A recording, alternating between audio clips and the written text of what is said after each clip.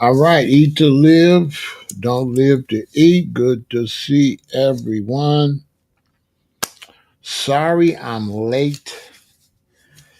I was ready to go. A friend called, I said I'm getting ready to do a live. They said, okay, well get off the phone and get it. I said, oh no, I'm cool. I can do it. I can do it while I talk to you. They said, well, what are you talking about? I said, well, I'm going to be talking about healthcare costs versus caring for your health. And so they went on to tell me that, well, people aren't paying for their health care. They have insurance, right? They have insurance. I'm saying, what?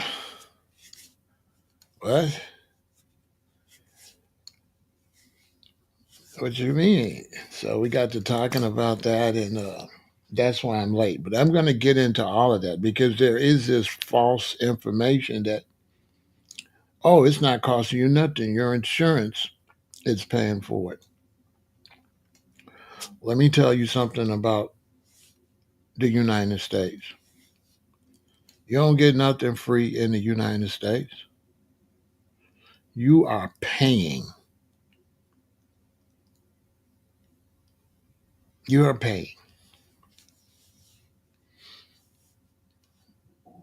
And you're paying a lot. So they said, well, your copay could be $80, $100. I'm like, yeah.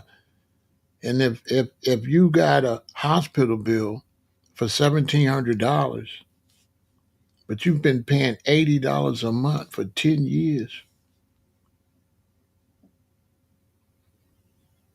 that's way more than the 1,700. Where the rest of the money went? They making money. But we're gonna get into that because they were trying to tell me like they're not making money.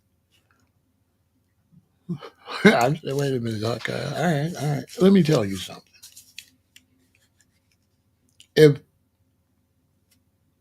people in the U.S. and around the world, but let's just talk about the U.S. so we can keep the business aspect. If you were getting sick at the numbers where the hospitals and doctors were losing money, they would make you eat better. This is just common businesses. If you were getting so sick that they were losing money, they ban a lot of this stuff that's making you sick. So if they would ban it, if they was losing money, they must be making money. They must be making money.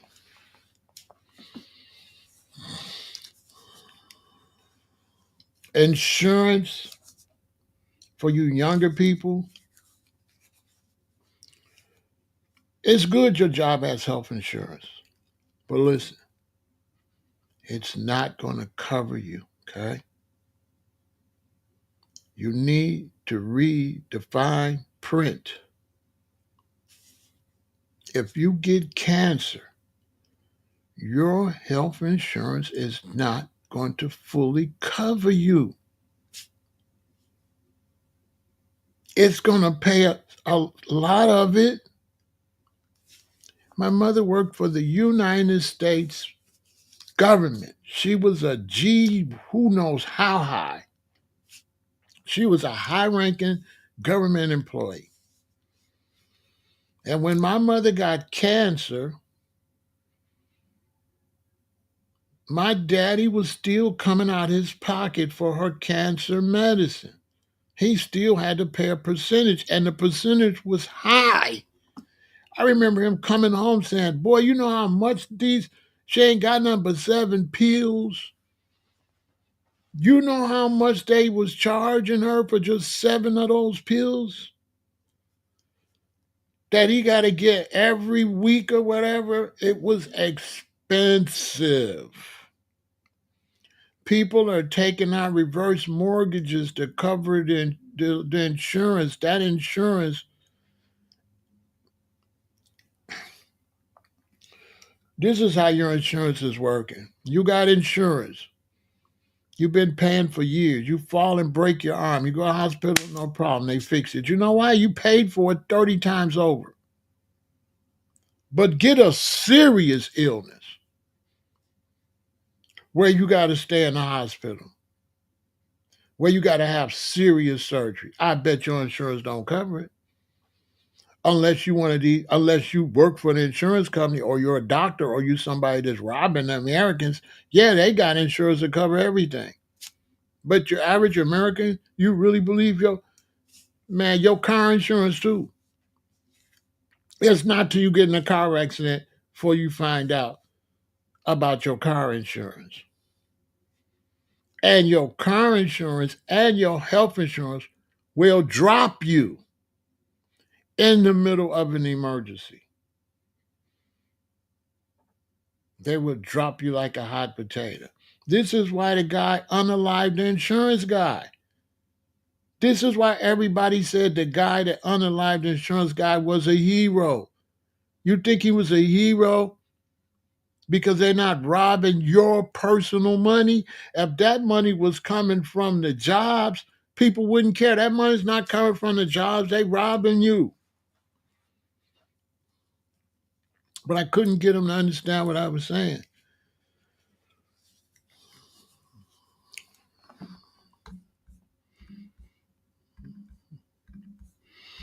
You know what I'm saying? I'm trying to help you all and save you all. That's what Vegan Intel is about. I'm trying to save you. I'm trying to make sure you're not in a position where you find out the hard way. Because you're going to find out. But a lot of times, by the time you find out, you're sick already. So imagine being sick and finding out they robbing you. And all the time, you didn't know they was going to rob you like that. You don't know they're going to rob you until you need them.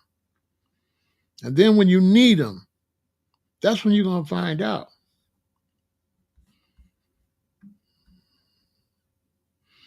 That they robbing you.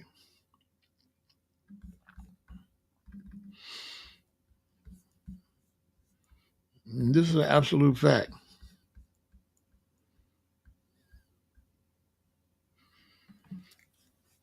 I don't care what nobody tells you.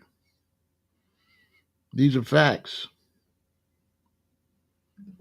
These are absolute facts.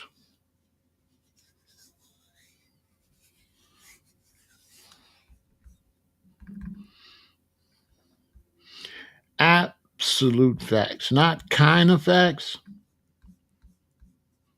These are absolute facts.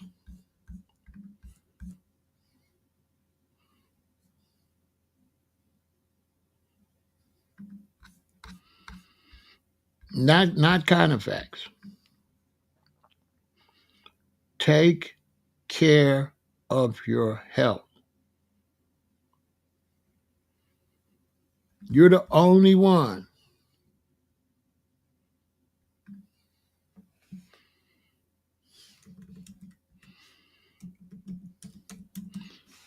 that's going to do it. If you don't take care of yourself, nobody else is going to do it. Nobody's going to do it unless you do it. You're on your own. Do not spend a lot of money for getting sick when you could spend far less money to be well.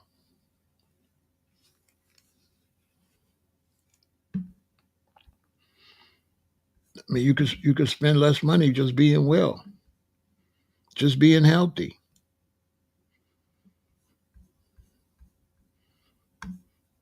This is what you need to do.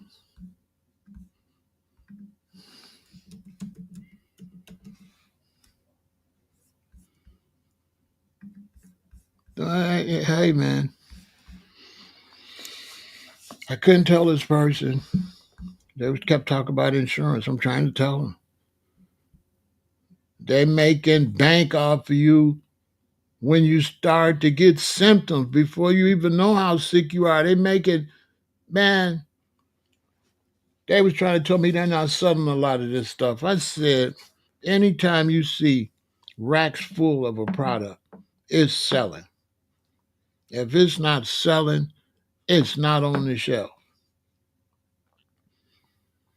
And if you go and you look at Advil and Tylenol, that stuff's selling like hotcakes. Benadryl, all that stuff, flying, they making bank. Billions, trillions, they making off of that stuff.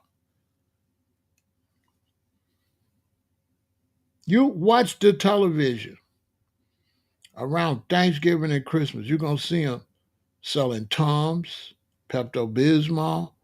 They're going to start selling stuff for stomach indigestion. You know how much of that stuff they sell? They already know what the food's going to do.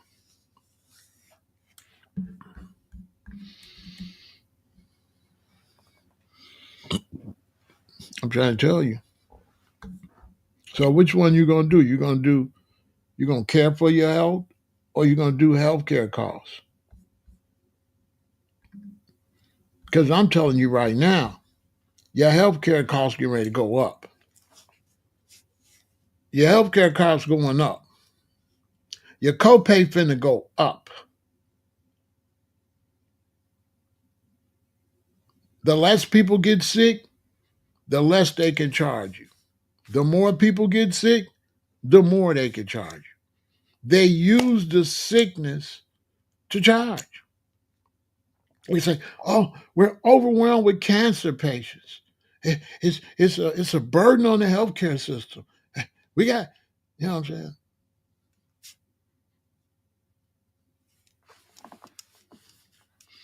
We got to hire more doctors. We need more nurses. We need more money. We need a bigger budget. We got to charge more. Our doctors, our nurses are overworked. People start taking care of themselves. Oh, they need less. We got too much staff. Oh, that $80 visit now is $35.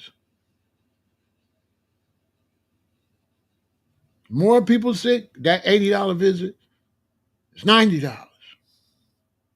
Yeah, it's 10 more dollars, which 10 more dollars with millions and millions of people is a lot of money. Healthcare costs in the U.S. have been steadily rising, with a 7.5 increase in 2023, reaching 5 trillion basically. 4.9 is 5 trillion. I just was talking to somebody about, I said, they making money. 5 trillion. This translates to a $14,000 per person, almost 15,000. Because if you round it off and it's over 500, you go to 15,000 per person.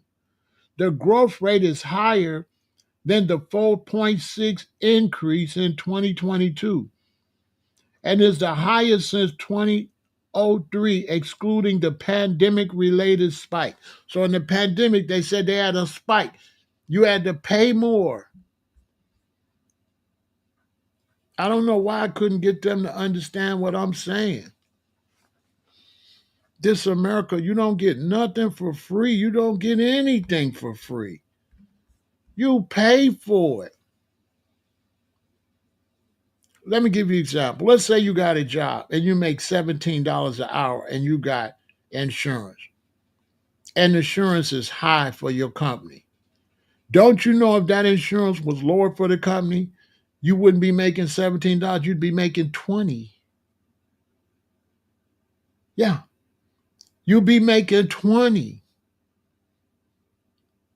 They taking that money and they working you for less pay. So they kept telling me, well, no, the job paid for it. I'm like, but the job is charging you. The job is charging you. The job got you doing a job for a few dollars less. And they taking that other money they supposed to pay you, and they paying your insurance with your money. That's you're paying for that. They just do it in a way you don't know you're paying for it. They're supposed to pay you $25 an hour. So they'll pay you 21. And they'll put that $4 an hour that you're supposed to be making with your salary. They put that on your insurance and make you think you're getting that the job is covering your insurance. The job ain't covering nothing. You're paying for it. You're working for less.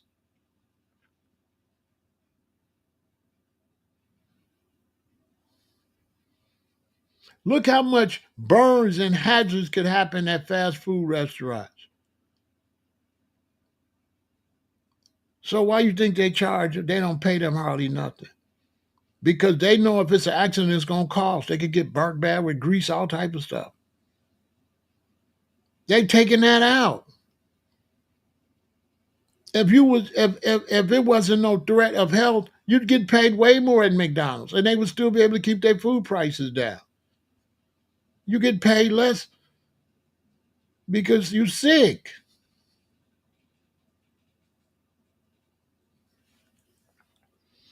If they're gonna make trillions off of you being sick, you think they're gonna sell you food that's gonna make you not be sick? And when you want to be healthy, what they do? What they do when you go to the Whole Foods to get the good food? What they do when you go to get water, you don't want to drink plastic. What do? They charge you more. Oh, you want the healthy stuff. Oh, that's going to cost you. Now, if you get the junk, we won't charge you because you're going to come to see us at the doctor. We're going to get that back. But see, if you do the healthy stuff, we're not going to make no money. Tell me I'm lying. Y'all can't peep the game. That's why I'm the realest out here when it comes to plant-based and all that. Everybody you know need to be subscribed over here. Keep it a billion. They know they're going to get their money back with the cheap stuff because you're going to get sick. If you don't think that all them rich people that own the medical industry got stocks in the food and the tobacco and the liquor that's going to send you to them, you crazy, wouldn't you? If you was a doctor, if you was a cancer doctor and you was filthy rich and you didn't care, you just trying to make money, wouldn't you do research on what makes people get cancer? And wouldn't you invest in that? You would invest in that. You want that business to keep going so you can keep getting patients, so your children can go to the best schools and y'all can buy mansions. You're going to invest in that. You're going to invest in the businesses that's going to keep your businesses running. And you're going to make sure those businesses flourish. So you're not going to tell your patients, don't eat this. You're investing in that. You invested in hot dogs and hamburgers and fast food. Straight up. Straight up. The medical industry is invested in everything that's making you sick.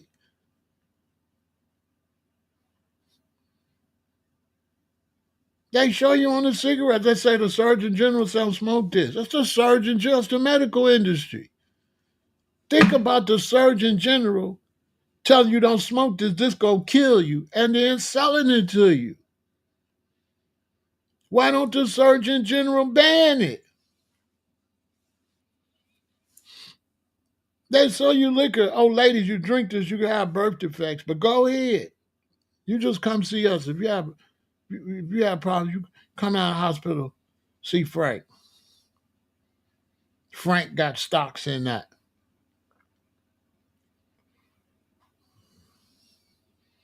The same people that Star Wars is invested in weapons. Yeah, duh.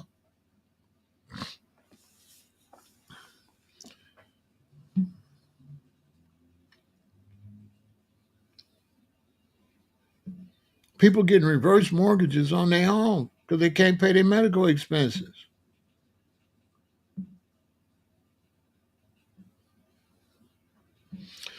Man, listen, the insurance company the same way. I grew up as a kid. I started growing at 16. My whole family, my daddy, my mama, me and my sister, we was all insured with State Farm. I was insured with State Farm from 16 years old.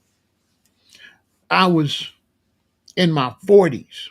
Imagine 16 to 40. That's 24 years with State Farm. Somebody stole my Cadillac. It wasn't a new Cadillac. It was a 80. It was an 87. But I had totally redid it. They dropped me. When it got time for them to pay, they dropped my insurance. They dropped me from the insurance company. The same insurance company that my family and then me when I was an adult paid them all that money. They took all that money from me. And when my car got stolen, they dropped me. They didn't give me any of my money back, but it was under the pretense that I'm paying them to cover me. And they dropped me. No, I didn't sue. I just said to hell with them. I was getting money. I was grown, so I could have probably tried to sue. I just went on, pushed on. About enough. As a matter of fact, no, as a matter of fact, I might have, but we found the car. We found the car. They dropped me. Like the car got stolen like on a Saturday. They dropped me on like a Tuesday. And like Wednesday evening, the police called me, said, your car is off of the freeway running on donuts. My car was still in immaculate condition. They had just took my Dayton's off of there, took my CD changer. They didn't tear up nothing. They didn't bust anything. So whoever stole it was probably a tow truck company or somebody had the ability to get the doors open.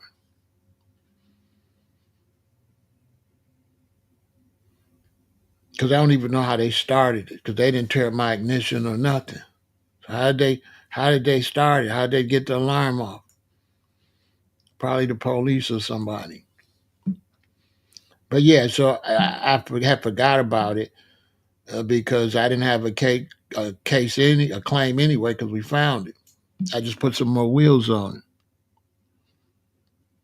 it, you know. I just put some more wheels on it and kept going. But people get dumped off of their health insurance constantly, and I'm talking about this because at my age I see a lot of people that get sick, and the amount of energy it took me to change and eat better, the amount of concentration and work it took me to get off artificial flavors, artificial color preservatives, pork, beef, and all that, white bread and all that. The energy it took me to eat better is like 1/4 of the energy that they spend when they get sick. They spend, man, they don't want to spend no energy to eat right. But when they get sick, you know how much energy they spend?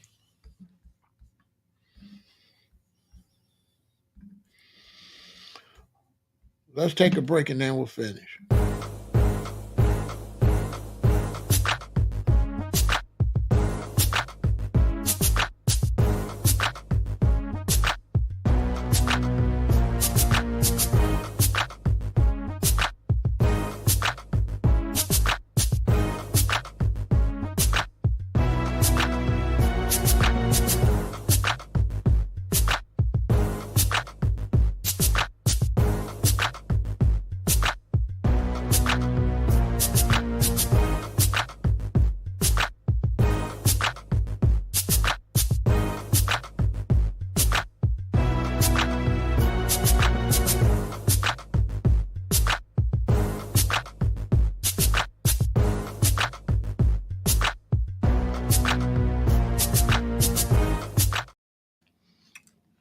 So yeah,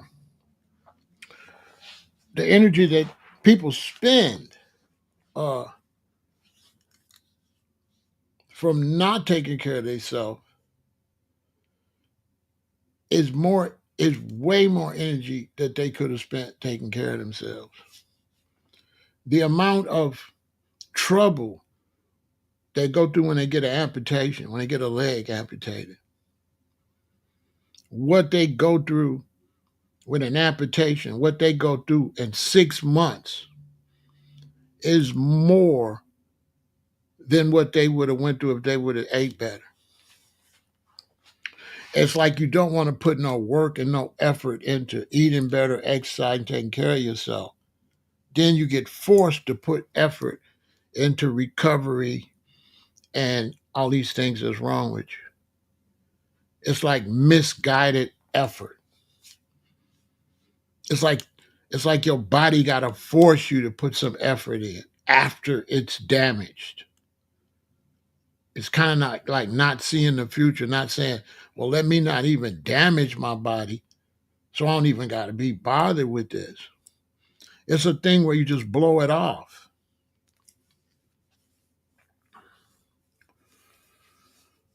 And it's something that if you're young, it's something that is really dangerous because you're young. So you don't have tunnel vision.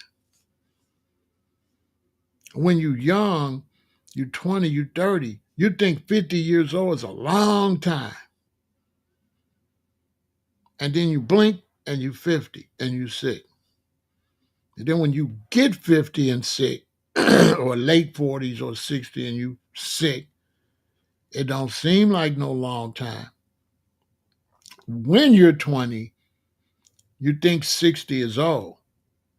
It's not till you're 60 that you realize 60 is not old. When you get 60, you're not ready to pass away like you're 100, like you're 90. You start to see 60, 70, 80, 90, that's 30 years. But when you're 20, you act like 60 years old is the end of the world. It's not till you actually get 60 and see how great you could feel and how much life you still got left and how you really don't have to really feel old, and that you find out, oh, I'm not even old, I'm just middle age. But then it's too late. So now you're fighting, clawing, trying to stay alive. You're trying to do something now that you said you didn't care. You said you're going to die anyway. Me being 67, I've seen it. Many of my childhood friends, they gone. They gone. Some of them didn't last no time. Some of them was gone in their 30s. Some of them got cancer in their 30s and 40s. They been gone.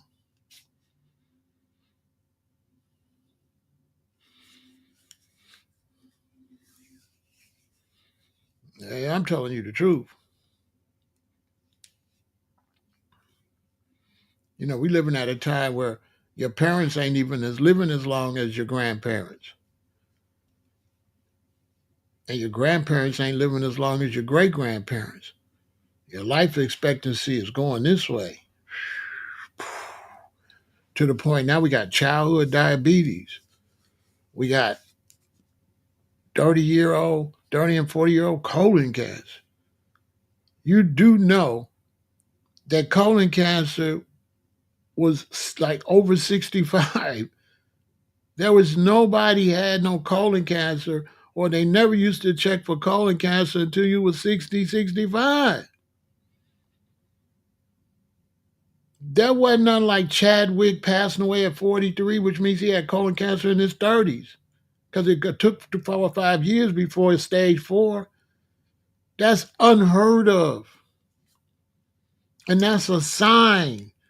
So I'm trying to wake the younger people up for sure, and the older ones, especially you young ones, to say, hey, dude had colon cancer in his late 30s, passed away in his early 40s. Duh. That's unheard of. Put down the Cheetos, the Flaming Hots, all the hot dogs and hamburgers, all the processed food. Duh.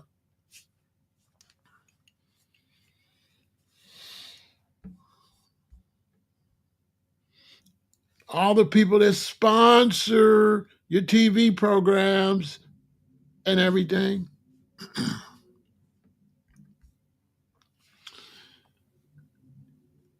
I had a friend say, no, no, no, your insurance pay it. Well, that's not what this says. This don't say your insurance pay nothing. This says in 2023, Americans spent $505 billion out of pocket, not insurance. $505 billion out of pocket on healthcare, representing 10% of the total national health spending. That's just 10%. This equates to roughly $1,500 per person. Out of pocket spending includes costs not covered by insurance, such as deductible, co-payments, and co-insurance. And that's not even true. This is not even true. Because if you put gas in your car and you put enough gas to go to work, that gas is a part of your expenses to go to work, lunch and gas. Parking, if you got to pay parking, if your job don't pay for it, that's part of your expenses. So if you're driving back and forth to the hospital with a loved one and you paying that high parking at the hospital, and then they'll stamp it for you, so it's usually it would be $34, but it's only like 10. That's still 10. But in some cases, they might not even stamp your stuff. If you're in a big city, the person I was talking to live in some small place, so they don't even know. I'm trying to tell them that little small place you live in, they don't got to make no money from you. You know how much they making from people in Los Angeles, Houston, Chicago, New York? They're making billions just with the big cities. And they live in a place where the robbers is at. That's where the robbers is at. That's where the people that own these big insurance companies and stuff live where they live at. So, of course, they're going to make it cheap where they live at. They're going to rob the other states and cities. They have a tendency to live in certain areas. I ain't going to say where, but they have a tendency to live in the areas and make sure their areas don't pay all these extra state taxes and property taxes where they live at, because they're the ones robbing everybody else with property taxes and medical costs. Where do you think the people with medical insurance live at? Do they live where medical insurance is high? No, they live where medical insurance is low as possible or free. And they charging the rest of us. Yeah, you got a nice 2-bedroom apartment for $1,800 or something. But in New York, that's $37.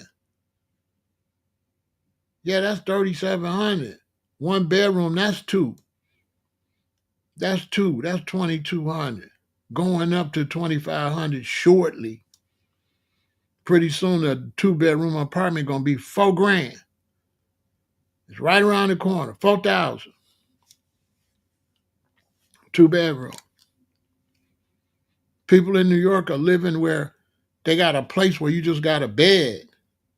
And it'd be like four of us in one little space, and you got a bed, you got a bed, you got a bed. Then next one's another space for four of them. They got that in New York. Well, you just renting bed space, y'all share a bathroom. Look it up.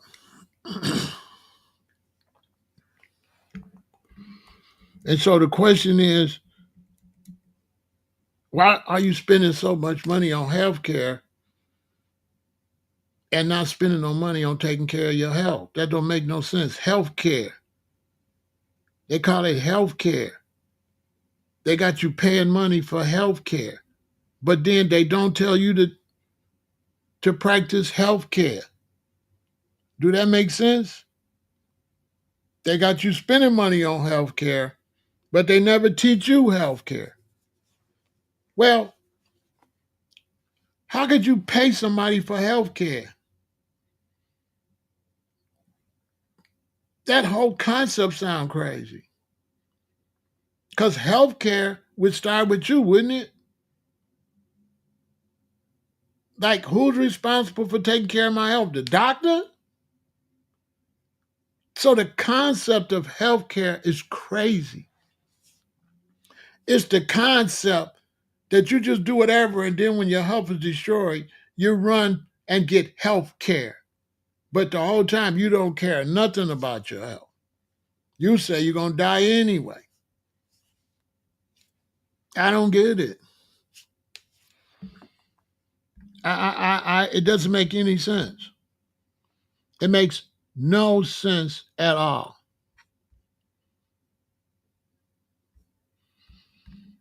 Let's look at the facts. Americans' challenges with healthcare costs. For many years, KFF polling has found that the high cost of healthcare is a burden on U.S. families, and the healthcare costs factor into decisions about insurance coverage and care seeking. These costs and the prospect of unexpected medical bills also rank as a top financial worries for adults and their families. This data note summarizes recent KFF polling on the public's experience with the healthcare costs. Main takeaways include just under half of the U.S. adults say it is difficult to afford healthcare costs, and 1 in 4 say they or a family member in their household had problems paying for healthcare in the past 12 months. Black and Hispanic adults, those with lower incomes, and the uninsured are particularly likely to report problems affording health care in the past year. The cost of health care can lead some to put off needed care. About 1/3, 36% of adults, say that in the past 12 months they have skipped or postponed getting health care they needed because of the cost. Notably, 3 in 4, 75%, uninsured adults under age 65 say they went without needed care because of the cost. The cost of prescription drugs prevents some people from filling prescriptions. About 1 in 5 adults, 21% of adults, say they have not filled a prescription because of the cost, while a similar share, 23%, say they have instead opted for over-the-counter alternatives. About 1 in 7 adults say they have cut pills in half or skipped doses of medicine in the last year because of the cost. A third of all adults say they have taken at least one of these cost-saving measures in the past year, including larger shares of women and those with lower incomes. Healthcare debt is a burden for a large share of Americans. In 2022, about 4 in 10 adults, 41%, reported having debt due to medical or dental bills, including debts owed to credit cards, collection agency, family and friends, banks, and other lenders to pay for their health care costs. With disproportionate shares of Black and Hispanic adults, women, parents, those with low incomes, and uninsured adults saying they have health care debt. This is what I try to tell my friend. Just argue with me, and people will be just talking. Don't have no facts. These are the facts. Those who are covered by health insurance are not immune to burden of health care costs. This is what I try to tell my friend. They talk about health insurance. What does this say? Those who are covered by health insurance are not immune to the burden of healthcare costs. Almost 4 in 10 insured adults under the age of 65, 38%, worry about affording their monthly health insurance premium, and large shares of adults with employer-sponsored insurance and those with marketplace coverage rate their insurance as fair or poor when it comes to their monthly premium to out-of-pocket costs to see a doctor. Notable shares of adults say they are worried about affording medical costs, such as the cost of healthcare services, including out-of-pocket costs not covered by insurance, such as copays and deductibles or unexpected bills. About 6 in 10 adults say they are either very or somewhat worried about being able to afford the cost of healthcare services. That's 62%. Or unexpected medical bills, 61%, for themselves and their family. Difficulty affording medical costs. Many U.S. adults have trouble affording health care costs, while lower income and uninsured adults are the most likely to report this. Those with health insurance and those with higher incomes are not immune to the high cost of medical care. Just under half of U.S. adults say that it is very or somewhat difficult for them to afford their health care costs. Uninsured adults under age 65 much more likely to say affording health care costs is difficult, 82%, compared to those with health insurance coverage, 42%. Additionally, a slight majority of Hispanic adults and half of Black adults report difficulty affording health care costs compared to about 4 in 10 white adults. But they all still 39%, 49%, and 55%. It's a lot in each group because there's more whites. So 39% of whites is a lot of people. Okay, see how they do whites and make them think they're getting a break?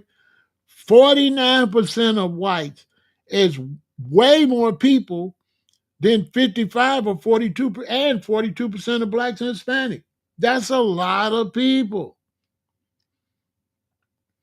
Adults in households with annual incomes under 40,000 are more likely than adults in households with higher income to say it is difficult to afford their health care costs.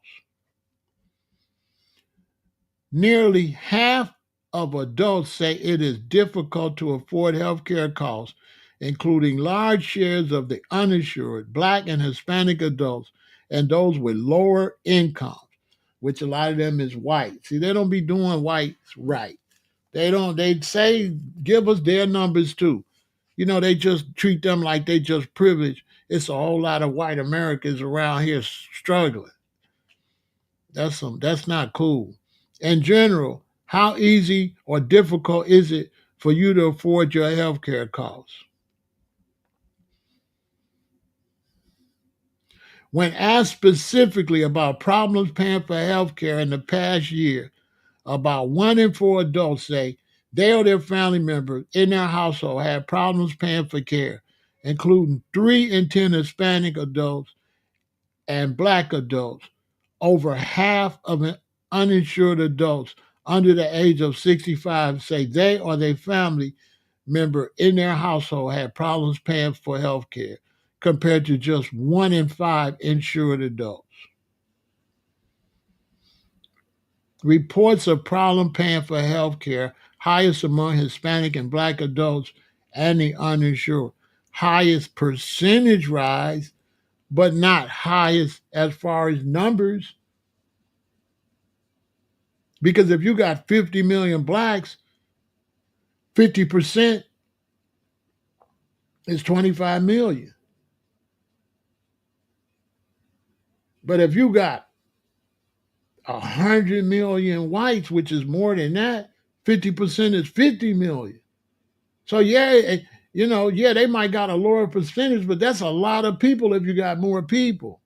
So the percentage game don't give you the real don't give you the real figures when you start talking about white Americans.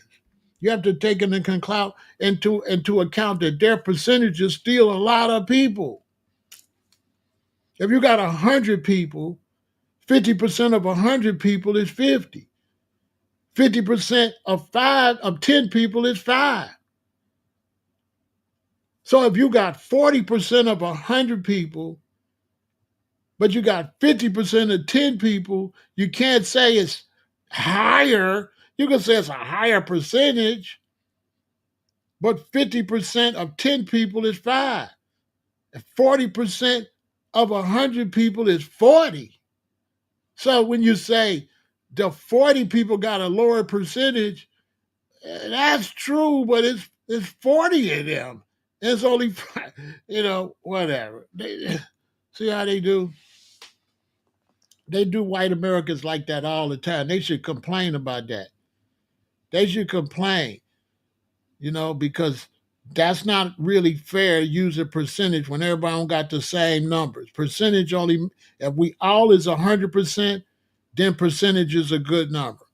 So if it's 100% white, if it's 100 whites, 100 blacks, 100 Hispanics, then you say 50, 35, 50.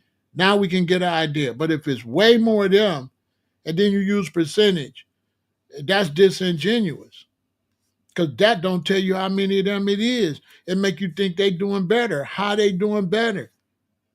Hold on.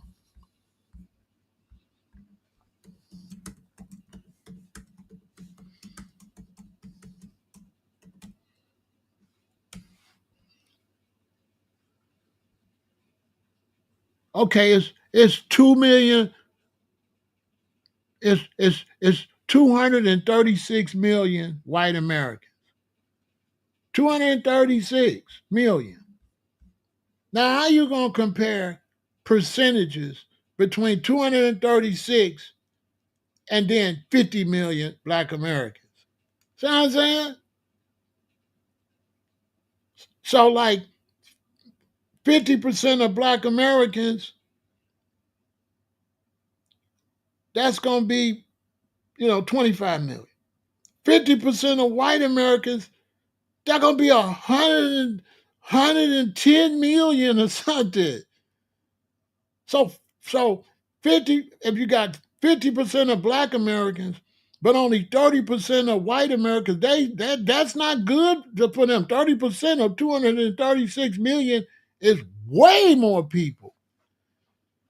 So it's not like, oh, they in the clear. They got way more people sick because there's way more of them.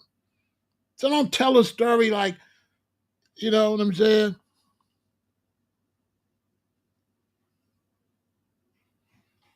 Don't tell a story like that. It's not giving a clear picture of how good and how bad they're really doing. That's not a fair, that's a false analogy. There's a lot of homeless white people in America. I don't know if nobody know it. There's a lot of sick white people in America, white Americans. Come on, man, give everybody their real numbers and stuff. They always highlighting blacks and Hispanics. I don't really like that like that. I'm black. I like being included, but don't include blacks and Hispanics. Exclude whites though. What's that about? Yeah, what's that about? Exactly. How you gonna use percentage to calculate if we all don't got the same numbers? Pure growth. That's crazy. So now you get an idea. Oh, blacks are doing horrible in Hispanics, but whites is doing horrible medically. If it's 40% of them or 30, that's not good. 30% of 236 million, that's not good. How is that good?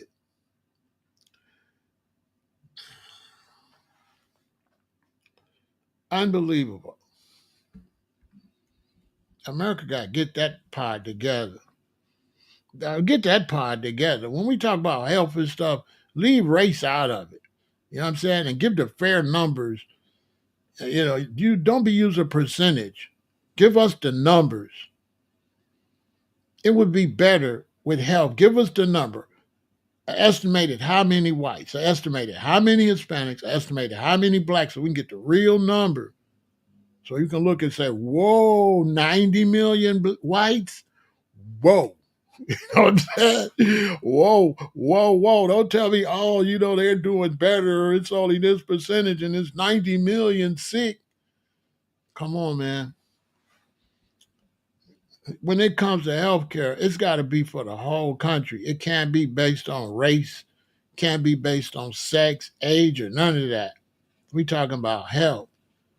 And health is the kind of thing that if some of us is sick, a lot of us going to be sick.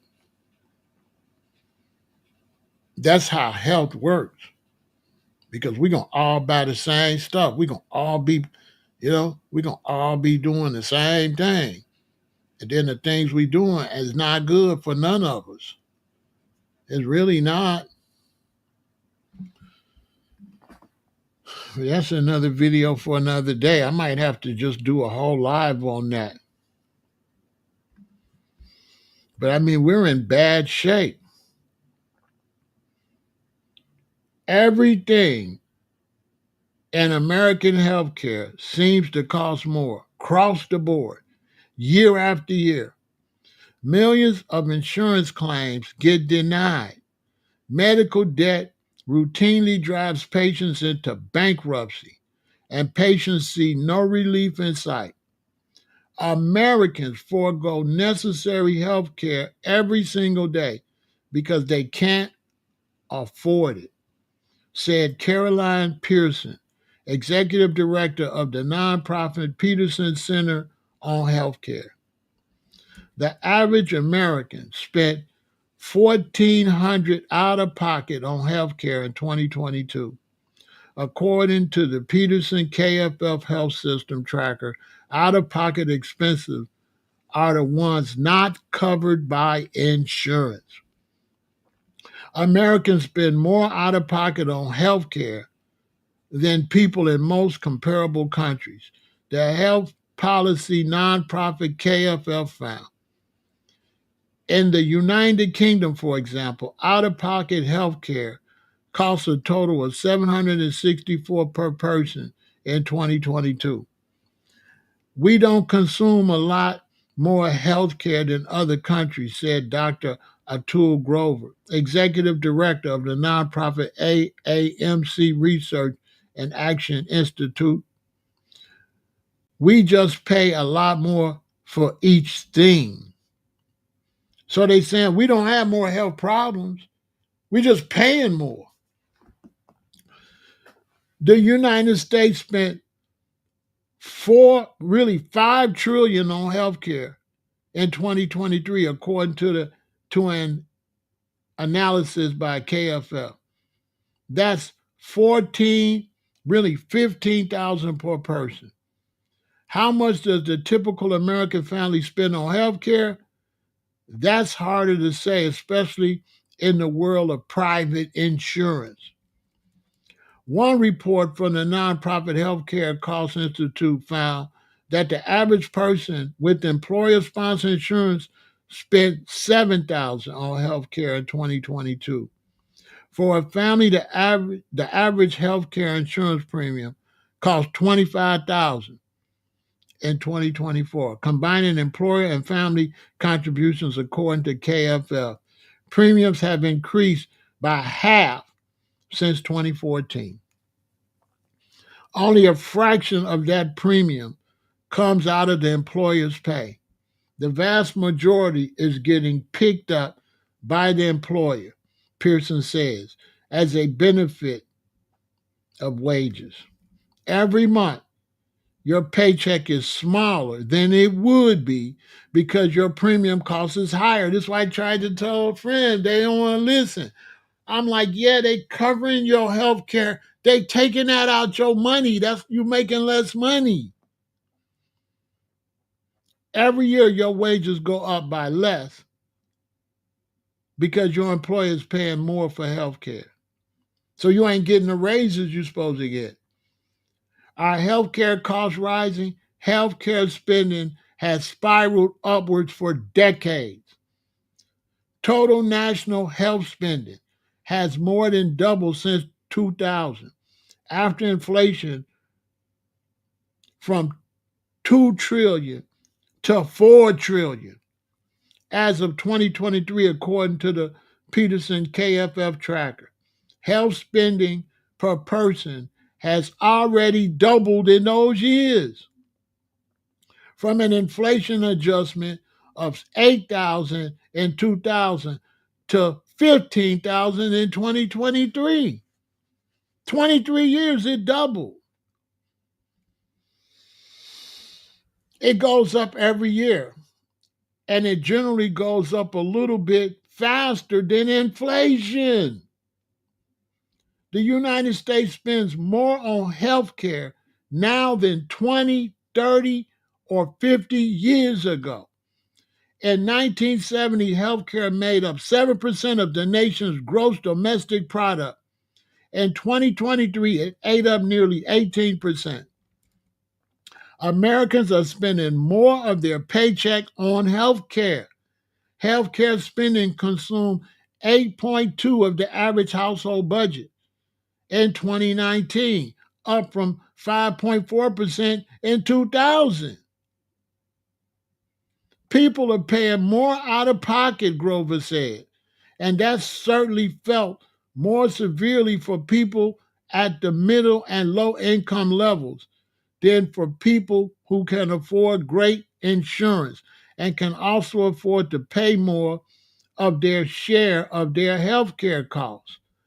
One big trend in healthcare costs is the rise of high deductible insurance plans. You pay lower premiums, but in exchange, you pay more out of pocket before your coverage kicks in. Come on. Listen, man. I just got through talking about this with somebody, and it's like people don't want to listen.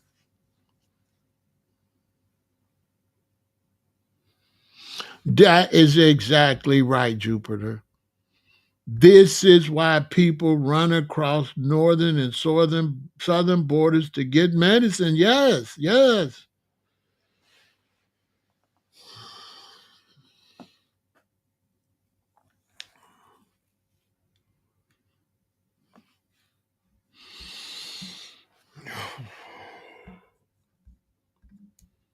So we got one choice.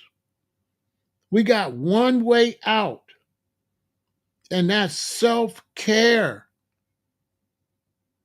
Self care. You got to put the processed foods down. You got to put the cheap table salt down.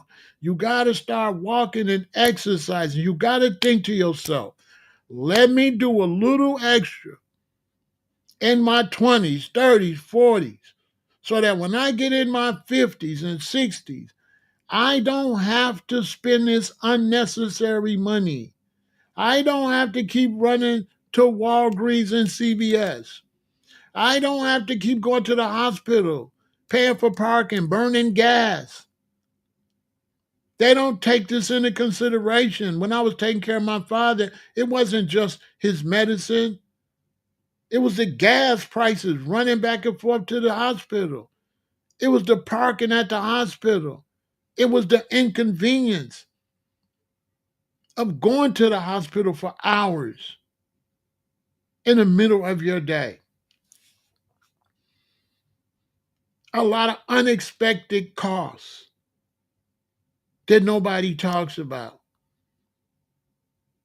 Things you have to buy when people get sick so they can take showers, so they can take baths, so they can use the restroom. You got to buy different chairs. You got to buy different furniture. A lot of times you got to buy monitors to listen to the elderly.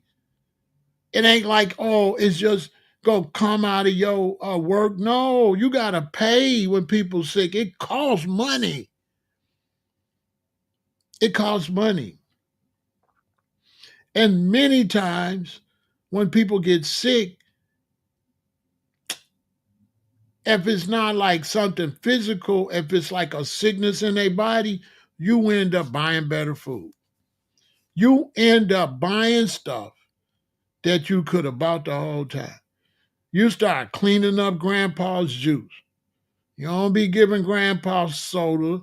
See what I'm saying? Now, you won't get off the soda when you 20, 30, and 40. But now when you 60 and you sick, ain't nobody gonna give you no soda but a fool. Now that you got diabetes, you can't drink no soda.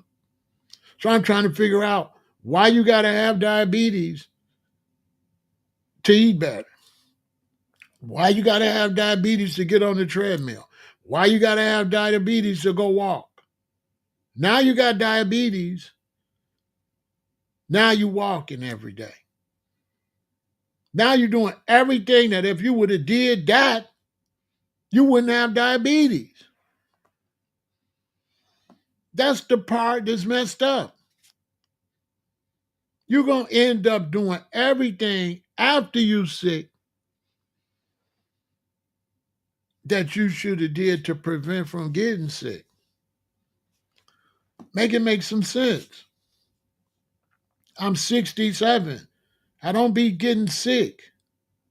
You know why? Because I work not to get sick.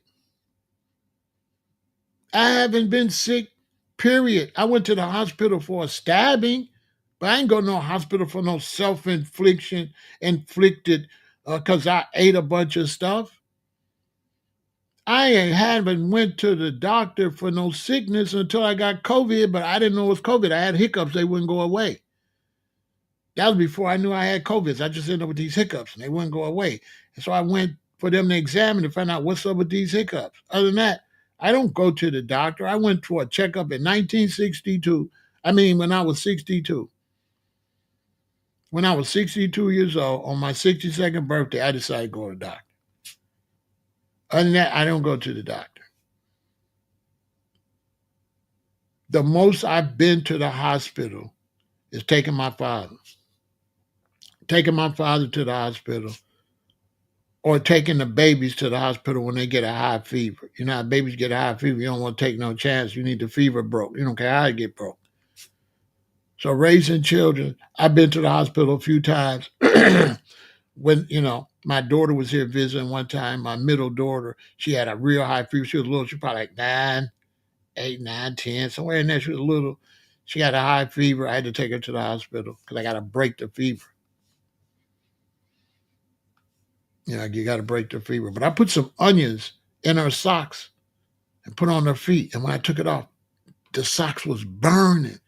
It was really pulling the fever out of her body.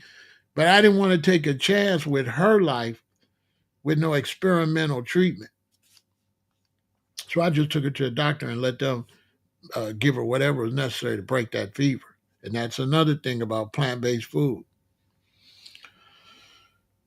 These plants clean you out, right?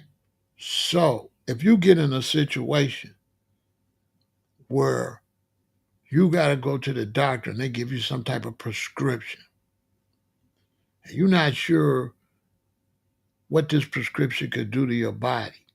The thing is, when you plant-based is, you could take the prescription. The prescription is going to run out whatever infection you got. And then when you go back and eat the plant's going to run the medicine out. Facts. So the benefit of being plant-based is not only will it help to run out different infections and parasites, but it also clean the medicine out your body after the medicine has completed its mission.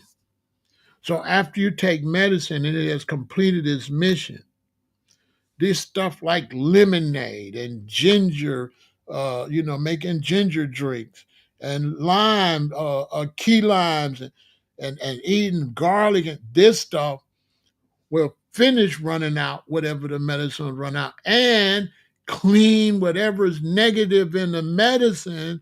The fruits and vegetables will clean that out. So you don't have to be afraid if it's absolutely necessary. If the doctor tell you you got some type of infection, listen to the doctor, take what they give you. If you go back with your plant base, stay on your plant base, then the medicine will clear out of your body. Okay? Don't be like me, Mr. Super Vegan. And I had a tooth that I had to get pulled. So I went to the dentist, and the dentist said, take these for 7 days, then come back, I'm going to pull the tooth. Oh, Mr. Vegan, I took him through it. Man, I ain't taking this, man. I don't be taking no medicine. Right? Oh, my God. So I go back to the hospital in 7 days. Lying. Stop lying, too. Don't be no liar. I don't lie much, but I lied that day. Because the dentist said, did you take the medicine? I said, yeah. So he pulled the tooth. And I went home. And over the next 3 days, I got sicker and sicker, like you got AIDS or something. And I got lumps under my arm with my glands. And then I went back to the dentist and I told him I didn't take the medicine. He was like, fool, I told you to take the medicine because when I pull the tooth, all of the poison is going to go into your body. I'm like, I know. I didn't take the medicine. They pulled that tooth and all that poison went in my body. It could have killed me. I was in the bed like I got AIDS. I swear to God, I was in the bed. But it didn't kill me because I was plant-based. If I would have been eating regular, I might have had to go to the hospital. I didn't have to go to the hospital because I was probably eating stuff that still made it come out. But it messed me up. So that was a lesson learned. When the doctor tell me to take some type of antibiotic, I'm going to take it. But then I'm going to go back, and as long as you go plant-based, as long as you're getting the oranges and the pineapples and the cantaloupe and the spinach and the garlic and the onion and the tomatoes, and as long as you're getting those plants put here for you by God, it's going to still protect you and clean out the medicine. So don't get hard-headed and don't listen to the doctor and don't take especially antibiotics. Don't be hard-headed. On the side note, listen to the doctor because you might have something that needs specific help. You might got H. pylori. If you got H. pylori, take that medicine they give you. Now, there might be a natural way, but I wouldn't bet my life on that. I need to get this out of my body. They're going to give you some strong medicine. I had that too. I didn't even know I had it. Some of these viruses or some of these things in your body, it ain't going to give you no sign if you're plant-based. I was plant-based, so it didn't give me no sign. I was feeling great. But my queen went into the checkup and they found out she had H. pylori. So then her doctor told me to make me go get checked, and I found out I had it. And I was probably the one that had it first. I had to take that medicine. It was some strong medicine. Woo. Woo, that stuff is strong. So you definitely want to purge that out your system. Once that chased the H. pylori out, then you want to eat all the healthy plants you can, all of the pomegranate and everything pineapple, everything going to clean you out. You want to drink teas, peppermint teas, spearmint teas to clean out the medicine. Let the medicine chase out the H. pylori, then let the healthy food chase out the medicine. Bam, you all good to go. You all good to go. But you got to eat right. I don't know why people not teaching you that healthcare is based on taking care of your health. How is it healthcare if you're not taking care of your health? 6 science-based health benefits of eating vegan. A vegan way of eating may have several benefits, such as helping you lose excess weight, lowering the risk of diabetes, improving kidney function, and lowering blood sugar levels, amongst others. Vegan eating offer a range of health benefits for people looking to lose weight. A vegan way of eating can help. Eating vegan may also help you maintain your heart health. What's more, this way of eating may offer some protection against type 2 diabetes and certain cancers. Eating vegan is richer in certain nutrients. Switching to a vegan way of eating from a typical Western diet means you'll eliminate meat and animal products. This will lead you to rely more heavily on other foods. In the case of whole food vegan eating replacement, take the form of whole grain, fruits, vegetables, beans, peas, nuts, and seeds. Since these foods make up a larger portion of a vegan way of eating than a typical Western diet, they can lead to a higher daily intake of certain beneficial nutrients. Several studies have reported that the vegan way of eating tend to provide more fiber, antioxidants, and beneficial plant compounds.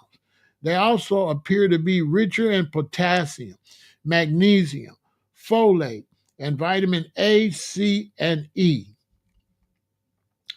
A vegan way of eating even appears to be more higher in iron, right? However, the form of iron that plant provides is not bioavailable, meaning your body is not as able to absorb it as the form found in animal foods. That's why if you go and vegan, get some blackstrap molasses and you take a drop of that in some water and you drink that every 4 days. So every 4 days, you put a little blackstrap molasses, like a little drop, the little bit that comes out, whatever little bit comes, not a whole spoon, because it's iron, it'll make you constipated, right? And for your children, then like if they got their fruit juice, you put a little bit of blackstrap molasses in it, they ain't gonna know it's in there. They ain't gonna taste it, but they're gonna be getting iron when they drink their juice. So you put it in their juice, give it to them once a week. Once a week, put that in their juice, get a pitcher, make them some lemonade or something, take the blackstrap molasses, turn it till the little drip come out, make sure it blend it up, and they'll never know it's in there, and they'll be getting the necessary iron they need, right?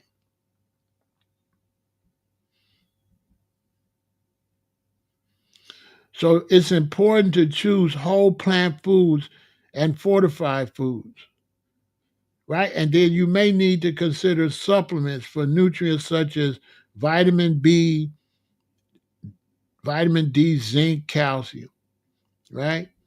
Which are not really lacking, but you have to study to know what to do. But supplements are good, whether you're plant based or not. Supplements are good because when you're eating, you're never eating a balanced meal.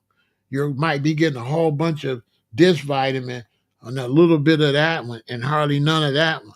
So by taking a supplement, a multiple vitamin, that's going to protect you as you fluctuate what you get in your vitamins. You always getting a base and then you getting a variety. So I take a multiple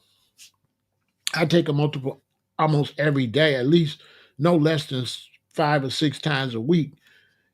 That way, it's always balanced because I might eat this and it might be high in all this stuff, but a little low in this. Then I might eat this that's high in the one that was low, but it's a little bit low in the other. Even when you eat meat in a standard American diet, if you're cooking at home, you're still not going to get everything. You still need to take a supplement That's why when we was children, that's why they give you Flintstones, one a day vitamins, right? So they didn't sell they've been selling vitamins before veganism was even known, because America been knowing that you gotta make sure you get all your multiple vitamins. So don't think vitamins is because you plant-based, because Flintstones and one a day vitamins had nothing to do with being vegan, okay? People will tell you false information. I wasn't a vegan until I was 20 years old. I was born in 1958, and my mother gave us one a day vitamins, gave us them chewable vitamins. She gave us chewable vitamins. And then for my cousin, them, they took them little Flintstone vitamins, okay? And so you want to take a multiple vitamin, whether you're plant based or not, okay? I always remember that, right? Always remember that. You want to take a multiple vitamin regardless. Now, processed foods are making us sick. It's time for the FDA and USDA to step in, right? Chronic food illness kills up to 678,000 Americans a year. Federal law requires policymakers to take action. Harvard professor Gerald Mandy argues what's missing is funding and leadership. Federal food law is clear. It bans any poisonous or deleterious substance which may render a food injurious to health. For decades, regulators have used this provision mostly to crack down on food contaminated with toxic chemicals and microbes such as listeria and salmonella that can make us actually ill. It's important to protect people from these harms, but let's also put them in perspective. These regulated contaminants kill an estimated 1,400 Americans per year.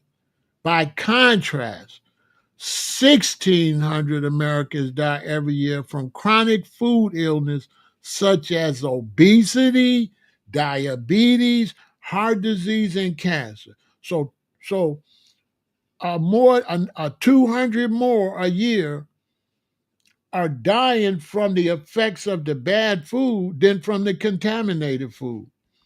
In recent years, evidence has mounted that these chronic illnesses are caused by deleterious substances in ultra processed foods, from heat and eat meals such as frozen pizza to sweetened breakfast cereals. Ultra processed foods are industrial formulations of ingredients from substances extracted from food or synthesized in laboratories. They are also staples of our diet. It's time for the U.S. Food and Drug Administration and the U.S. Department of Agriculture to use their authority under federal law to protect us from these highly processed foods. This would be a paradigm shift, but it's also common sense. FDA and USDA must make at least as much effort preventing chronic food illness as they do acute food illness. About 678,000 Americans die each year from chronic food illnesses. The toll is higher than all our combat deaths in every war in American history combined. More people is dying from the trash food than all the wars. That's right. There are more deaths each year from our food than all the combat deaths from the Revolutionary War through the wars in Afghanistan and Iraq. What y'all think about that? In addition to deaths, poor diet caused tremendous suffering. For instance, 2/3 of severe COVID cases resulting in hospitalizations have been attributed to 4 diet-caused diseases: obesity, diabetes, hypertension, and heart failure. In other words, these hospitalizations could have been prevented if patients didn't have these diseases. All told, the economic costs of nutrition-related chronic diseases have been estimated at 16 trillion over the period from 2011 to 2020.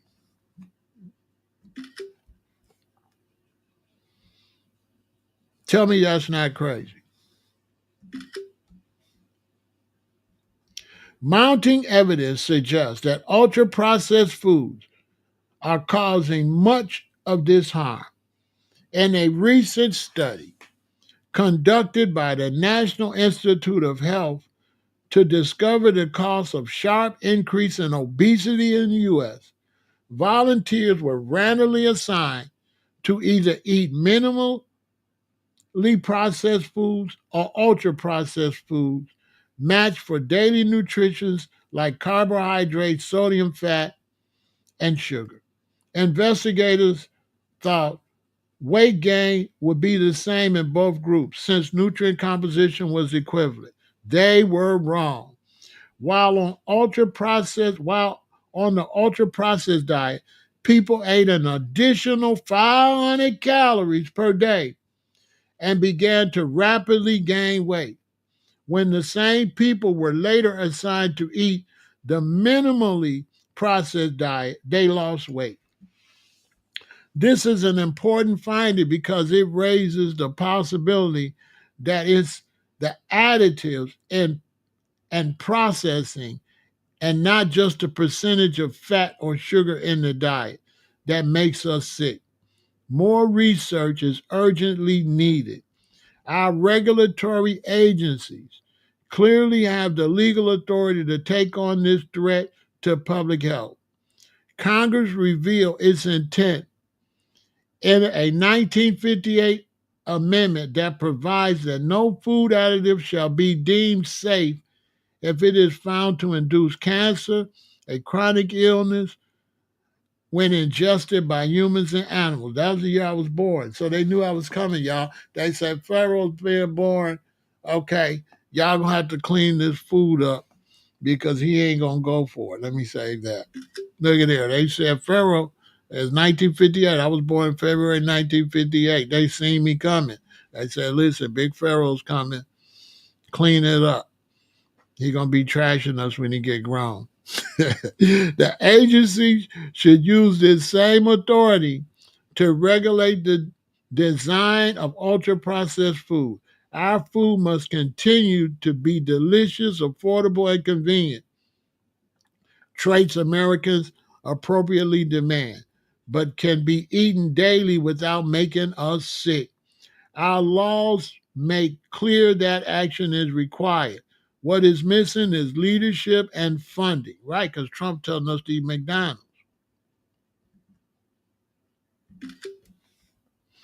The leadership must come from the top, okay? As you can see, there's a lot of people that realize that, okay? We got to do something about the food. We have to. And don't be slow. Save your children. Don't let your children be a victim. As of 2020, white Americans numbered 235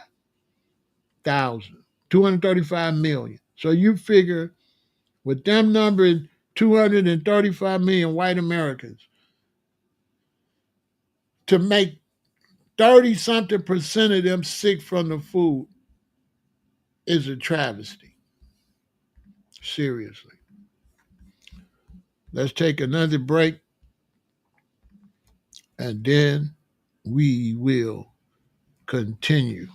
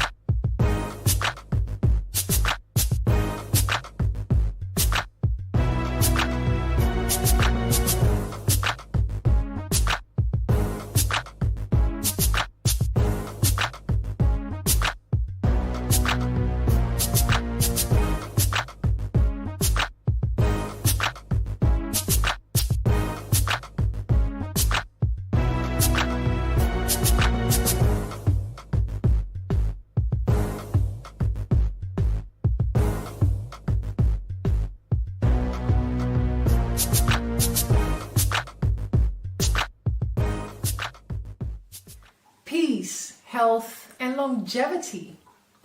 If you want to consume more plant-based foods, if you want to abstain from junk foods, if you want to consume fruits, vegetables, nuts, seeds, and herbs, and avoid dead flesh, artificial flavors and colorings, sweeteners, anything that is unreal basically, purchase this particular manual, The Easiest Way to Become a Vegan by Pharaoh Ramesses El Aton, who has been a vegan 40 plus years.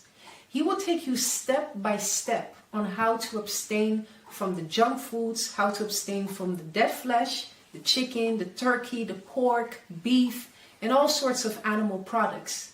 Purchase this particular manual, The Easiest Way to Become a Vegan, to eat more natural. Remember that the herbs are for the healing of the nations. Let food be your medicine and let medicine be your food. Consume. So, yeah, get the easiest way to become a vegan and clean it up. Do not wait on the government to make you change. If you're younger, change now so that you can go through the war, so that when you have your babies won't have to have the bad start we had. You know, I changed when I was 20 in 1978, but that's 20 years of eating a certain way. And the only thing that saved me those 20 years is that my parents was from Alabama. And so my early years was lots of vegetables. Because if you're a Black American and your relatives are from the South, they didn't eat like how you eat. They ate lots of corn on the cob. They ate lots of cabbage, string beans, sweet potatoes, baked potatoes. They ate lots of vegetables, collard greens, mustard greens, cabbage. And then as I'm born 1958, as we get to the 70s, McDonald's started getting bigger. Burger King, Jack in the Box, pizza, frozen food started to become bigger. Frozen food was not big in America. They only had TV dinners, and very few people ate TV dinners. They were emergency. TV dinners was emergencies for fathers that work and got home real late and didn't feel like warming up everything in the refrigerator his wife left him for dinner. So we just take out a TV dinner and warm it up and eat it. But Americans didn't eat frozen food. Americans didn't eat cereal. Cereal got big when I'm like 7 or 8 or 9 years old. Americans in the morning, they cooked breakfast or they ate oatmeal. And the only cereal that Americans ate was cornflakes. There were no Frosted Flakes. There were no Fruit Loops. It was just cornflakes. And then Cheerios. These had no sugar on them. But we were putting too much sugar on it. So a lot of our elders in Alabama, Mississippi, they had diabetes from using too much sugar and too much syrup. They used to call diabetes sugar. They're like, yeah, your great grandma got sugar. And I remember seeing some of my older relatives in Alabama when we go every summer. I remember seeing one, she's in the bed and her whole bottom of her leg and foot was black. That was diabetes. If it would have been nowadays, that foot would have got cut off. That leg would have got cut off. But back then, they wasn't up on it like that. And so by the time I get a teenager, the food is poisonous. The food is horrible. Okay? They got cookies, cereal, and all this, which I didn't eat, but they made my food was horrible by the time I got 10 years old. When all the Fruit Loops came out and all of that, and they start putting the sugar on the food. And we eating all that candy and we eating all these burgers and fries and pizzas. And we don't want to eat my mother and daddy's food that they came from Alabama eating. We don't want to eat that no more. We eating processed meats. We eating lunch meat, they call it. You make a sandwich. We eating bologna and chicken loaf. And so I'm ground zero of the food y'all eating. I definitely should be the one you should be listening to. I am the generation when they created this bad food. This is a fact.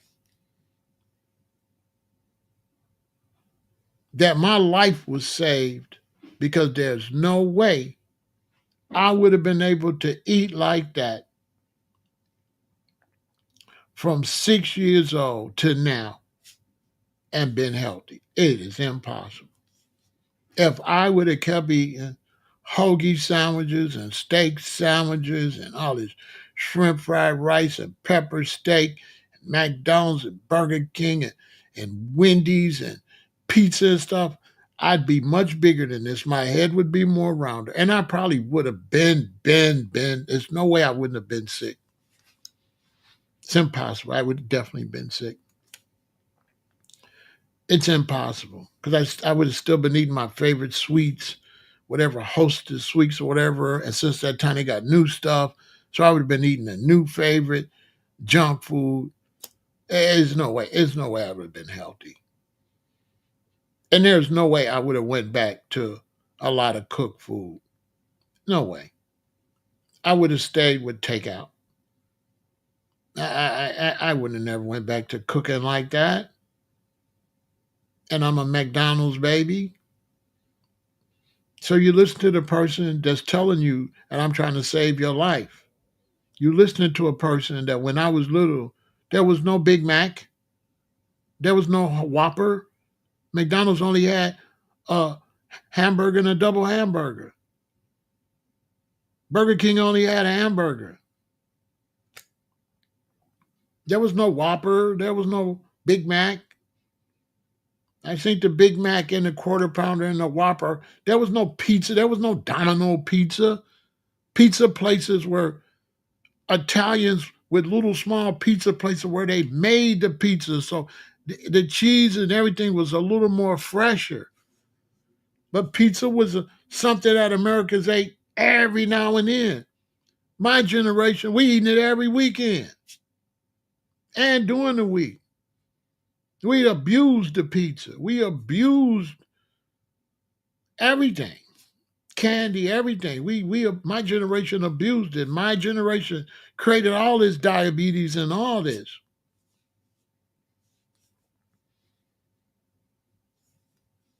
And I was just fortunate enough at 20 years old to see Dick Gregory at 19 like that, and something changed me to save my life. And since I changed my life, I missed all these health sicknesses. I'm not on all these pills. I'm not nothing like any of my classmates. I'm fortunate. My classmates are sick, and many of my peers are no longer with us. Many young people I grew up with got their foot cut off, got their leg cut off, then got their other leg cut off. Many of them was obese, passed away, diabetic, way overweight, never could get their weight back down, sick, wheelchairs. To the point where when I do get around people I grew up with, I don't even want to ask, well, how is Karen doing?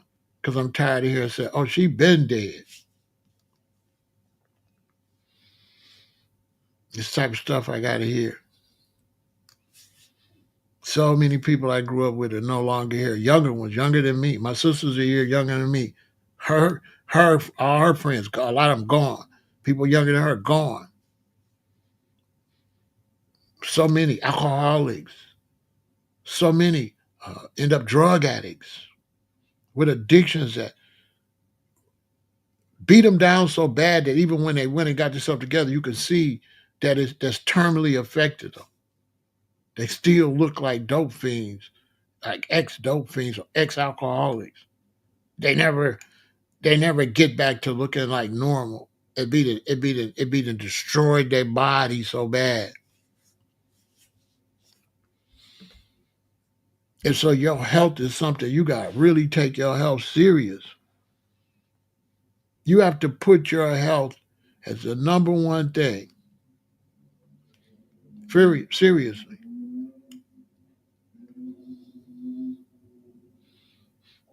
You have to, if you believe in God, you have to put your health right there next to God. Because you cannot say you respect God that gave you a body, but you're destroying the body that God gave you. And then when you get diabetes, God is not going to do the dialysis. You're going to have to go to humans. God is not going to amputate your leg. You got to go to the humans. God is not going to make your sickness go away. You're going to have to change your life. Period. Only thing God going to do is send you people like me to tell you to change. That's as far as it goes.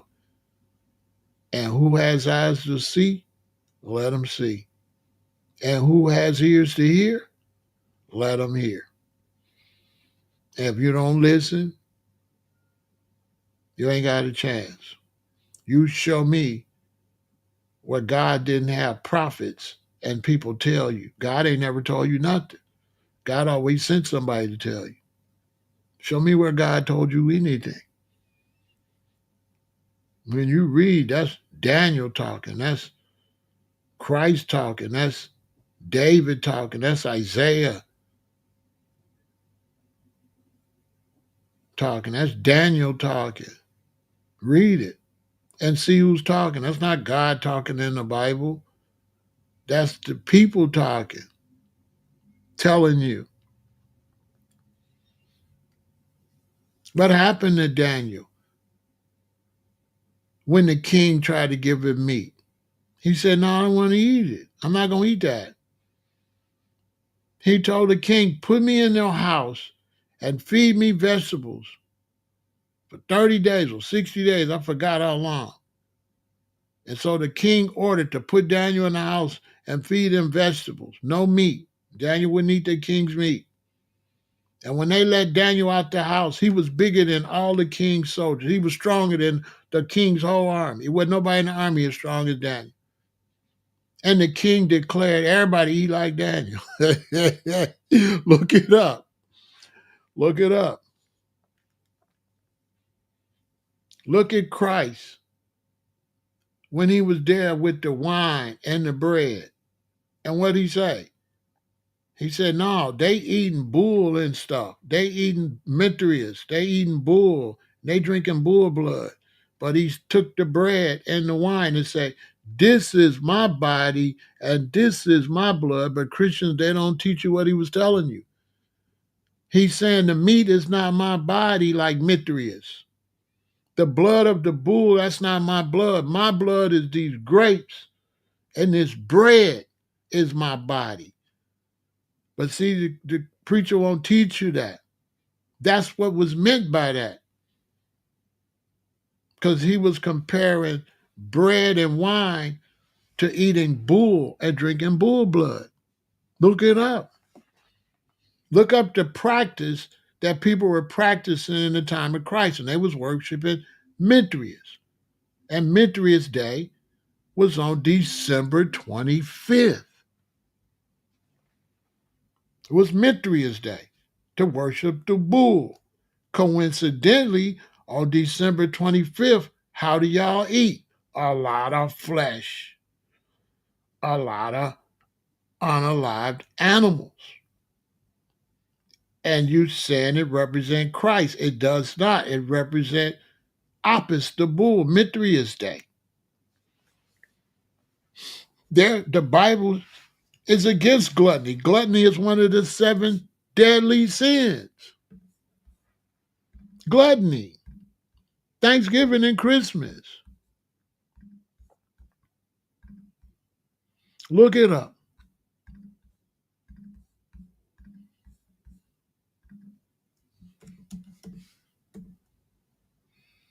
Look it up.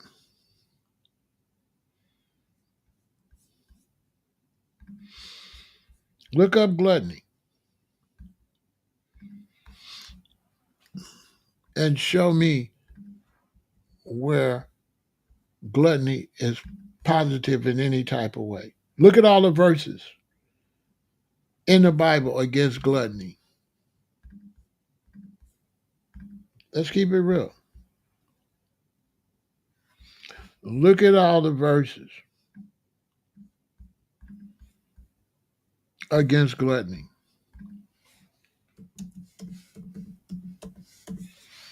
Look at it for yourself. For you Christians that's watching me, maybe this could help you. What did it say? Proverbs 23:20-21 warns against overindulgence. Do not join with wine and bibbers, nor with those who glut themselves with meat. For drunkards and gluttons come to poverty, and lazing about clothes in one rag come to poverty. Medical expenses does what? Brings a lot of people to poverty. Ezekiel lists gluttony as one of the sins that led to the judgment of Sodom. Galatians includes drinking bouts, orgies, and the like in a list of works of the flesh that will keep people from inheriting the kingdom of the Most High. Look at Philippians, likens gluttony to idolatry, describing enemies of the cross of Christ as having their gods in their stomach. Why you say the gods in their stomach? Because they worshiped the bull and they was eating the bull and the bull was in their stomachs. John describes gluttony as laboring for the food that perishes. Jeremiah describes gluttonous as having broken cisterns that can hold no water. The Bible promotes self-control as a characteristic of a spirit-led life. It teaches the people should curb their physical appetites and not let them control. It teaches against you having these cravings and letting these cravings send you to the hospital, send you to the doctor, have you laying up in the bed 400 pounds, 350 pounds. Okay?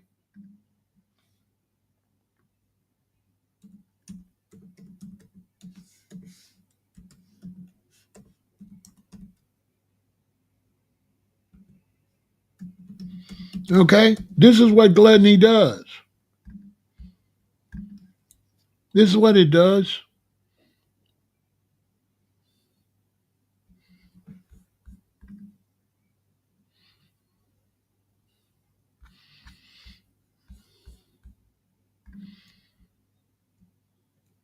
It ruins people. It ruins people's lives.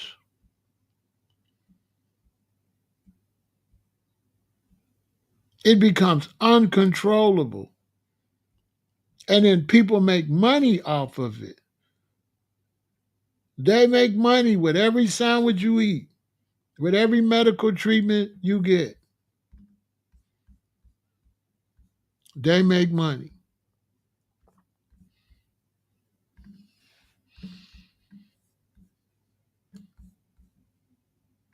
And there's people all across this country bedridden because these people are eating this addictive food and nobody want to help them. And the system know that the food is addictive. They know that. They know the food is addictive. The food is made to encourage you to eat it and keep eating it and keep eating it. They test this food on rats and mice to see which one they're going to go crazy for. The ingredients are constructed to be addictive, to make the most money.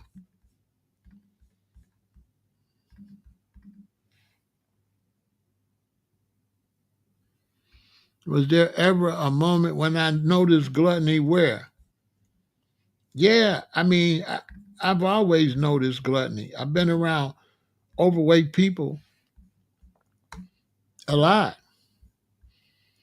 So yeah, gluttony what became more and more evident in my life, like in my generation, where I was around people that just would just eat and eat and eat and eat and eat.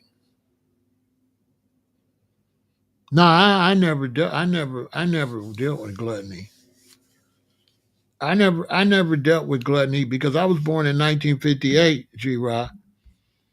So gluttony was not possible for a young boy in America, uh, in an inner city that live in housing development stuff. Gluttony was impossible because we rode bikes.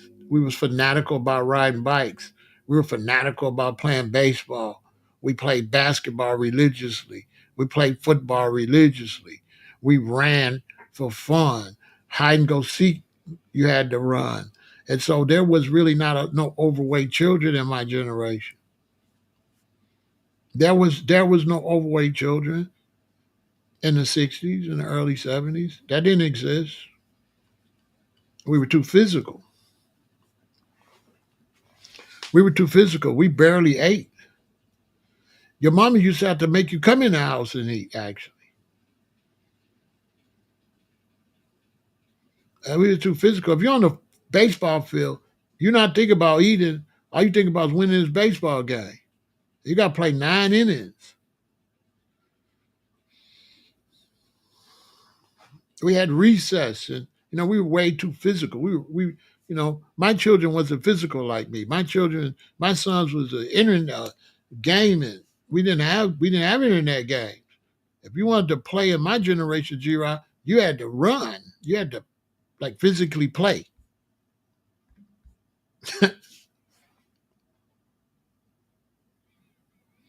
Got to come in at 6 and 7 by dinner. Uh, Kind of, sort of, not really. You know, in Chicago, in a big city like this, we playing like your mama ain't really got that type of control. You know what I'm saying? So a lot, she ain't got that type of control. So it's very rarely she gonna call you in to eat. You might go in to pee and she say, come in here and eat, but you're already in. But once you outside, you kind of outside in the city of Chicago. We just outside. So I might not eat till 9 o'clock. When I come in the evening, I might not eat till then because we'll go to the ice cream truck. We'll get a tamale or something. You could get a tamale off the ice cream truck, get a hot tamale.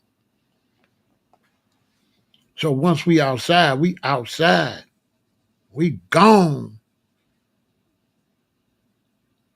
And so you might come in at midday and make a sandwich. So your mommy know you're not hungry. So your mommy only gonna call you in to eat when you like second grade, third grade, fourth grade. By the time you get in fifth or sixth grade, mommy don't got no control like that. Mommy don't even know where you at. So when my mama look outside, I might be on the block playing, but I might be anywhere on my bike. I might be over at the park. She's not coming over to the park to tell me to come and eat. Mm-mm. She gonna see me when she see me. But we ain't gonna for sure be on the block till it get dark. As long as there's sunlight, we might not even be on the block. Cause you understand, I'm the baby boomer, so it's a lot of us.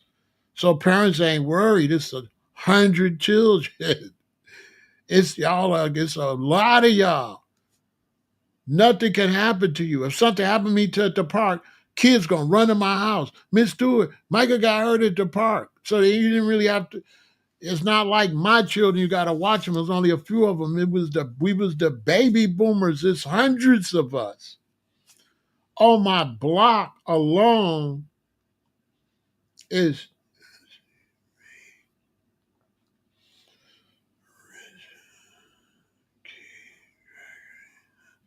on my block alone, boys outside playing is no less than 15 of us just on that block.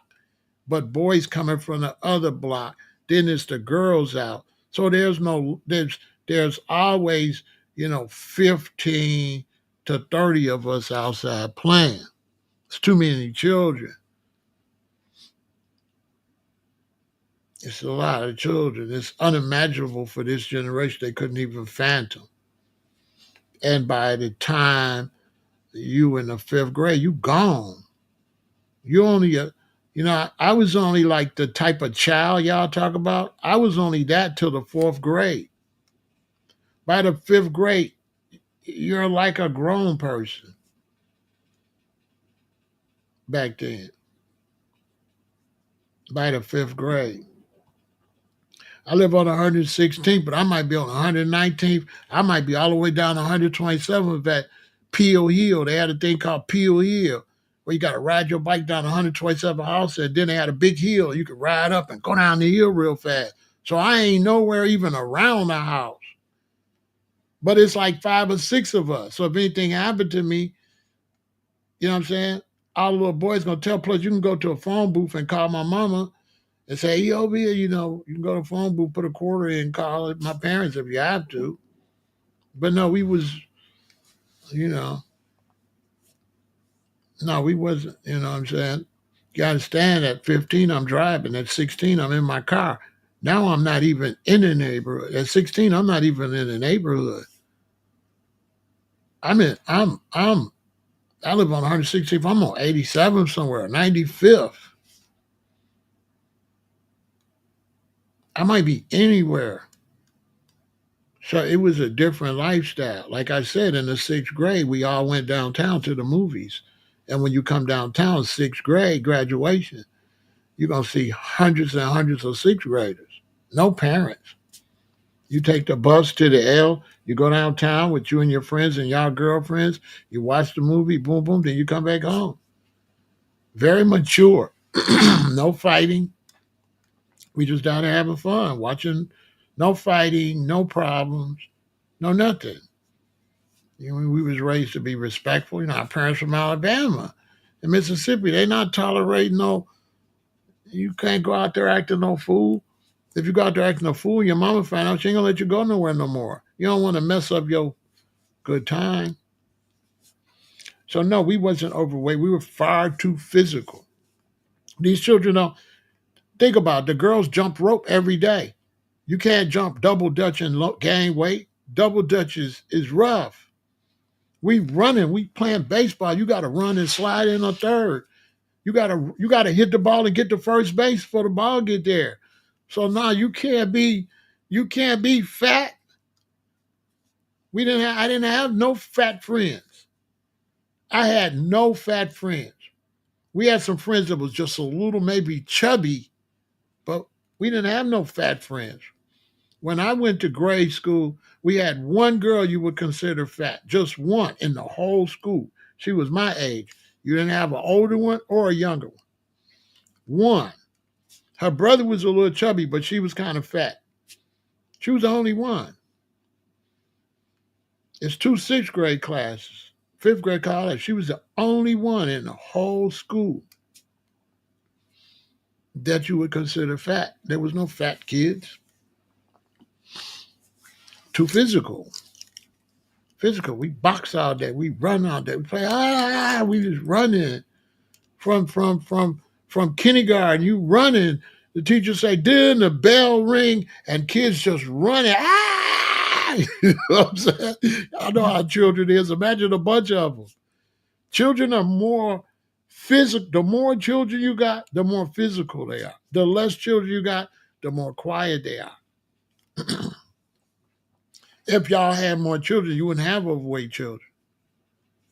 You have overweight children because they lonely. It's just a one. It's nothing to do. You have a lot of children. It's physical. Run,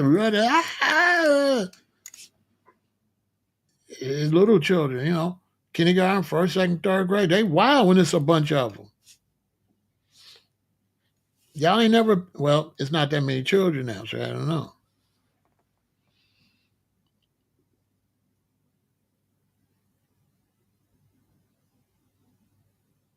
Why kidnappings was rare with? Oh yeah, no, it wasn't no kidnap. No, hey, no, oh, no. How you gonna get away? First off, we gonna jump you. We had a man come on our block and he was trying to pretend he was blind. And we looking at him, we like, he ain't blind. He pretended. And we jumped him. We jumped him. We like what? Fourth, fifth grade, sixth graders? Don't you know like 10 or 15 fifth graders is rough? Like no man can no man can do nothing with five or six, fifth or sixth graders. You don't got a chance. We playing tackle football, bruh. We snatched that man cane and jumped on him and went to our parents. Mom, Daddy, it's the man on the block trying to pretend he blind. Trying to pretend he blind. You know what I'm saying? Trying to pretend he blind. He wasn't blind. Mama say, well, where he at? We beat him up. He left. He ran. Y'all beat him up. Yeah, we beat him up. Sherman kicked him, and then Keith jumped on him, and then Richard was hitting him, and then Curtis grabbed him, and then I pushed him down. They say that's good. That's what he get. He need to stay off this block. He ain't gonna come back over here. He not gonna come over here messing with us. Yes, we never seen that man again. Come on, man. Y'all think I'm playing. These are the roughest kids in American history. Kids in the 60s and the early 70s. They're the roughest kids you ever had in America. Seriously. Rough. Girls from the sixth grade back then to whoop all the little sixth grade boys today. Y'all couldn't beat up them girls.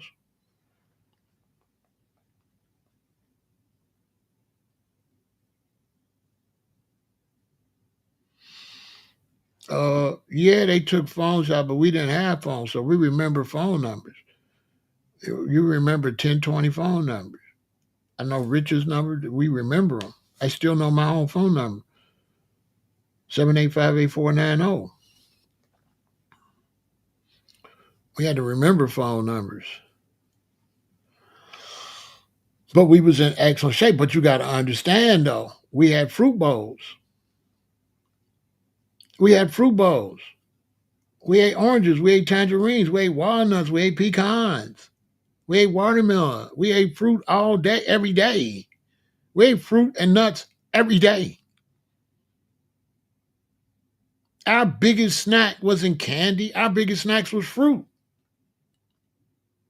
Your mama buys some plums and we eat them all up. We just keep getting a plum, keep getting a plum. You don't get it like you eat a plum. Then you might get another one if it's really good. And then you go play. And then an hour or two later, what you do? You eat another plum. Then later on that evening, you're in the kitchen. You eat another plum. Your sister eat another plum. You look up a day and a half, ain't no more plums. Mama go get some grapes. Y'all know how kids are. You just keep eating grapes. Keep eating grapes. But now I was playing, and you talking and eating grapes. You're not really paying attention. I come from a generation where in the morning you eat grapefruit. You have cereal, your daddy make a grapefruit, put some sugar on it. I grew up eating grapefruit for breakfast. We cut bananas in our cornflakes. Your daddy cut up bananas in your cereal. Your daddy put peaches in your cereal. Try it. Make your children some cereal, put peaches in. It's the best. I grew up eating peaches in my cereal. Bananas and peaches in my cereal. It's a total different world. Okay? It's a total difference. So much healthier. We was healthy, very healthy. But our parents grew up on farms. My daddy grew up on a farm. Our parents from Alabama and Mississippi, they grew up on farms, basically, and around farms, and around farmers, and around produce and fresh vegetables. They ate corn right there from right around where they live at. Says the whole it's something that you can't relate with today. We didn't watch TV that much. Wasn't on there. Black people listen to the radio.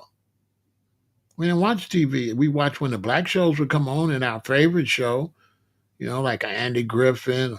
We watched the cartoons, Flintstones, stuff like that, the Jetsons, Bugs Bunny, and all that. But we listen to music more, so we listen to music, so we danced a lot. The young people don't dance like we used to dance.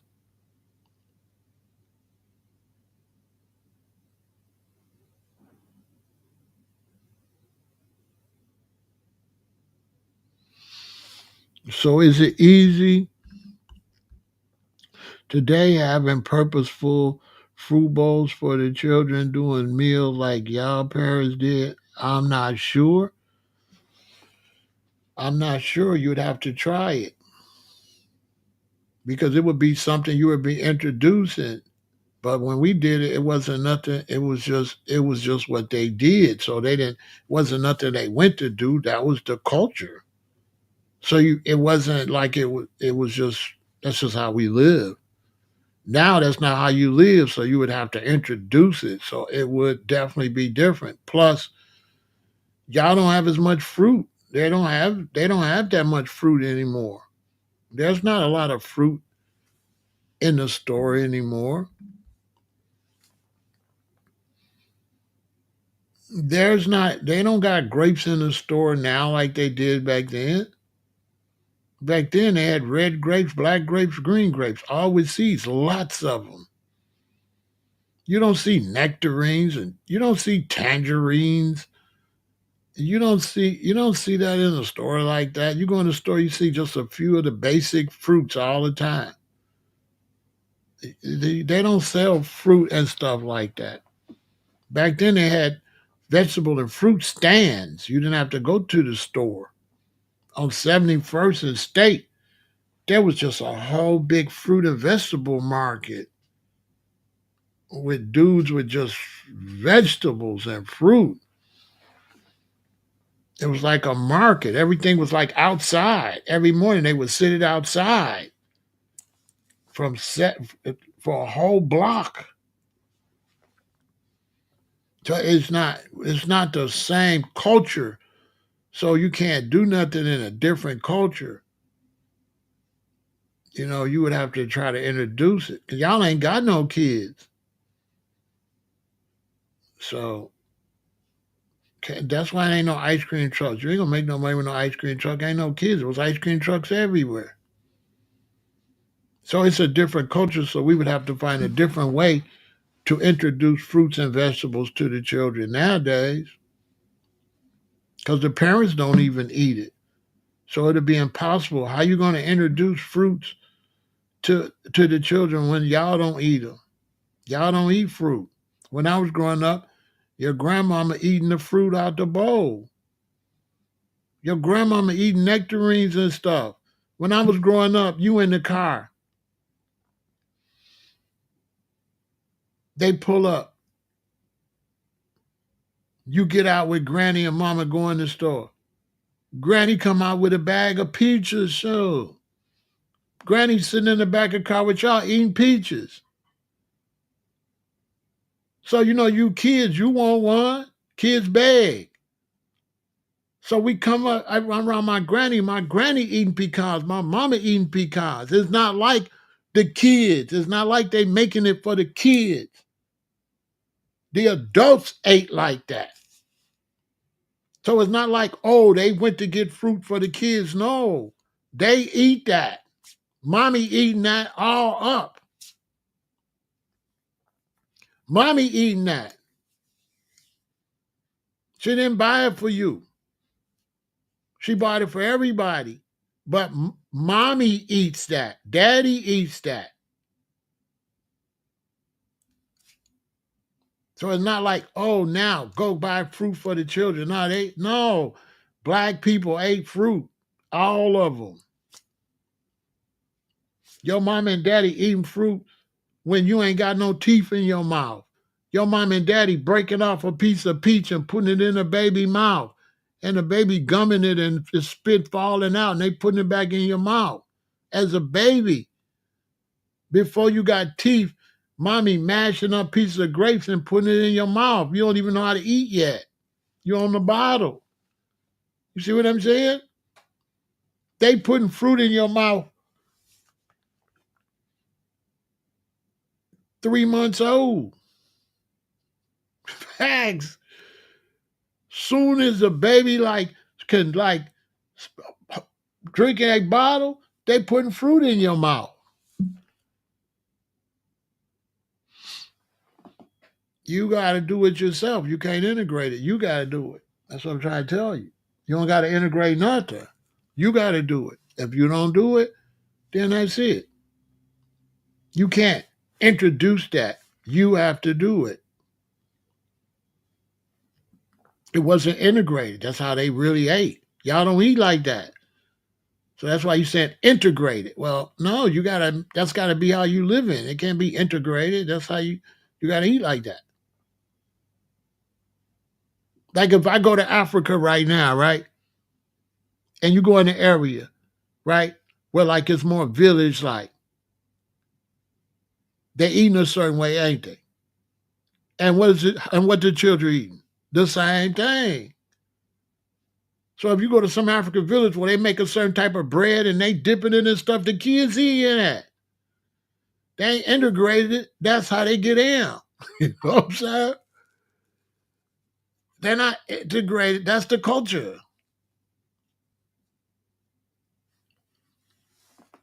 You see what I'm saying? That's the culture. If you go to Ethiopia, you're going to go to certain places where they got a certain culture, where they sopping up stuff. Them kids is right there sopping that stuff up. But it's not like it's introduced. That's how they live in this part of Ethiopia. That's how they live in this part of Ghana, this part of Nigeria.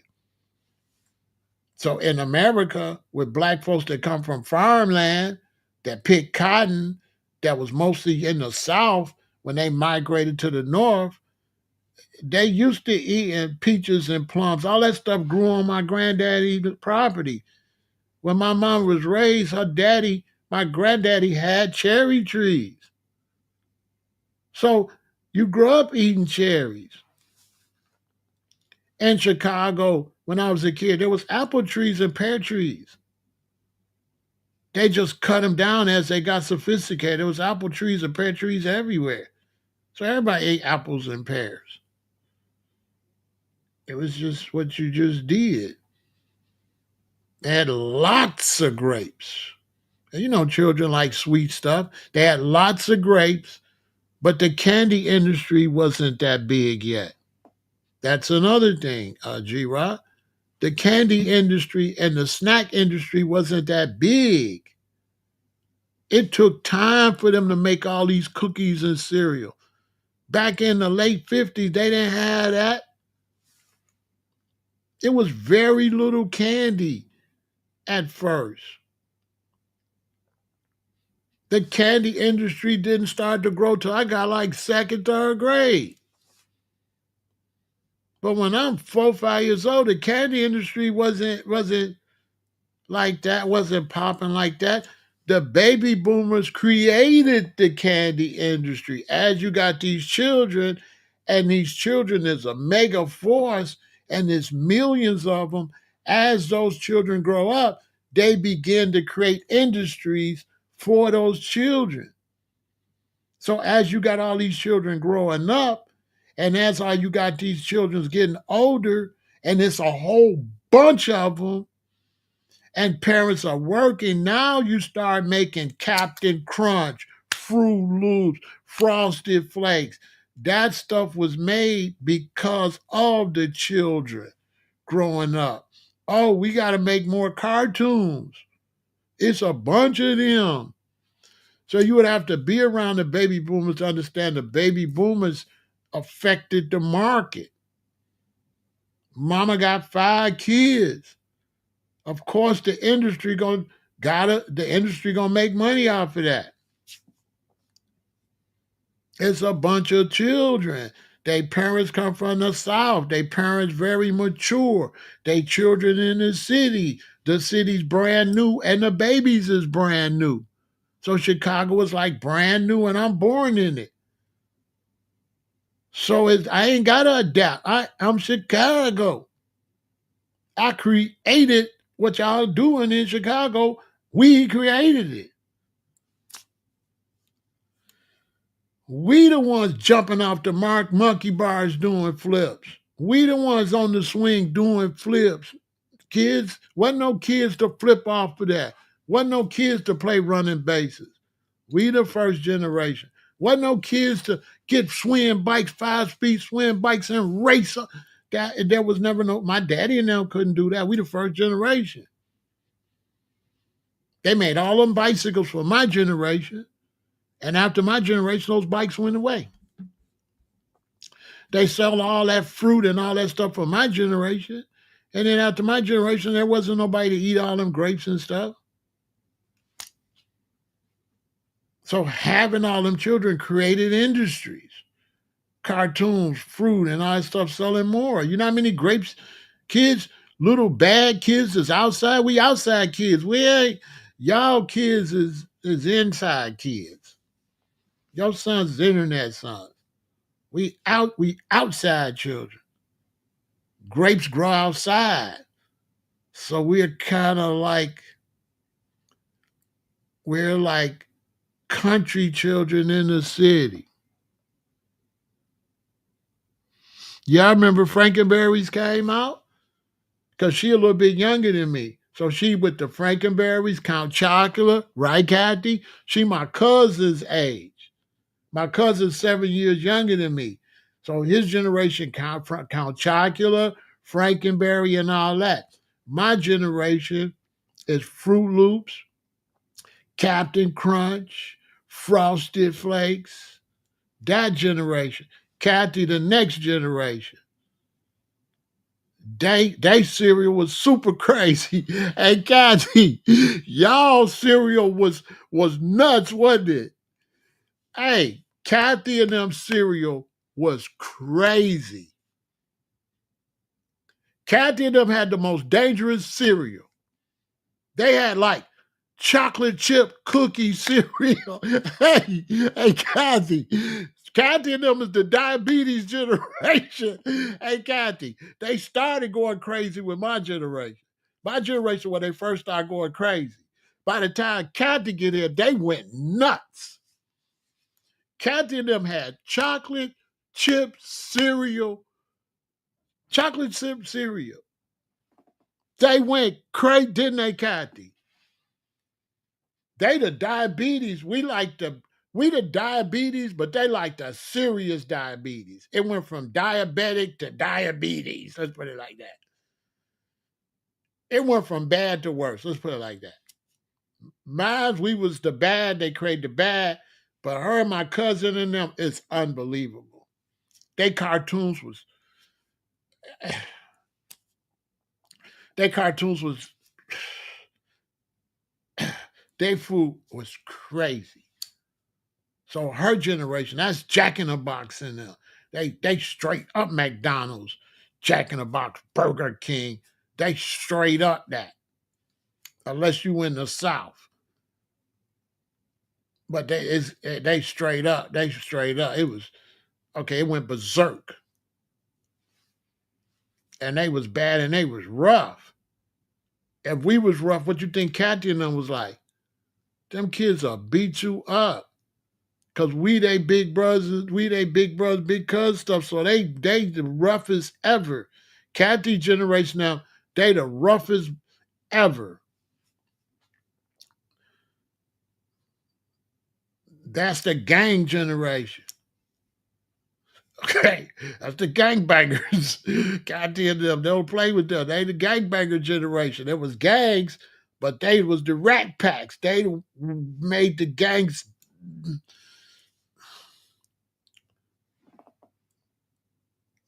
They was fighting all the time. We wasn't fighting. They was starving. They was fighting all the time. We wasn't doing all that fighting like that. They was buck wild because their parents was a different group. You know what I'm saying? They got the parents a little bit younger than my parents. So they on something else. They was rough as hell. And then her generation one, it just went nuts. From Kathy born, it just went bonkers.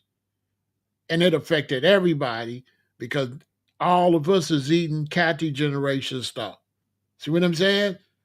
Because you gotta understand, I'm a baby, so I'm still eating the old school stuff. Then I get 7, 8, 9, 10. Then Kathy and them come. So by the time I'm 14, they doing what Kathy and them doing, but we doing it too. You understand? Because if Kathy is a kid at 17, me and Kathy is like the same. Even though it's 7 years different, we on the same time because, yeah, she a kid, but I'm still a kid too. I'm only 13, 14. So we eat and to die. By the time Kathy gets 7, we eat and man, we is eating the most unhealthiest food in American history. Because Kathy and them is the pizza generation. Remember I told you we wasn't doing pizza and all that. But by the time Kathy and them come, it's crazy. We wasn't doing ribs like that. Ribs was Kathy will tell you, when I'm coming up, ribs was 4th of July, Labor Day. By the time Kathy come, ribs is whenever you go get some. It's rib places. You know what I'm saying? It's Leon's barbecue. So now you ain't waiting till the 4th to eat ribs. It's a rib spot. You ain't got to go to Kentucky Fried Chicken. It's Chicken Unlimited. It's chicken places now. For my parents, it's like a little chicken spot here and there. For me, it's Kentucky Fried Chicken. You get a bucket. By the time she come, it's churches, it's all that Browns chicken, taste base, then went crazy. And that's the worst food in American history. By the time Kathy born, when Kathy's a teenager, that's the worst food and just downhill to this food. Well, this is the worst food, but that was the beginning of it. By the time Kathy got 7, it was all downhill. The food was horrible. She'll tell you. She told you she wanted some Frankenberry.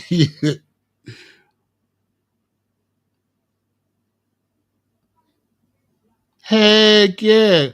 You born in 68. Say, heck yeah. The food was crazy.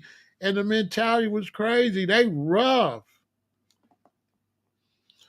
The chili dogs, right? Wasn't no chili dog for your older brothers in there. Wasn't none of that.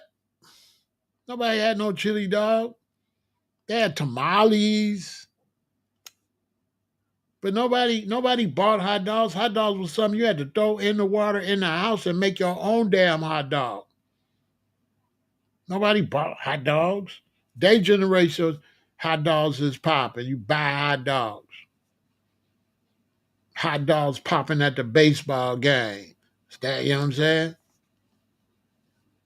Polish sausage. Well, nobody buying no Polish sausage sandwiches in the early 60s. That's the 70s. That's dumb.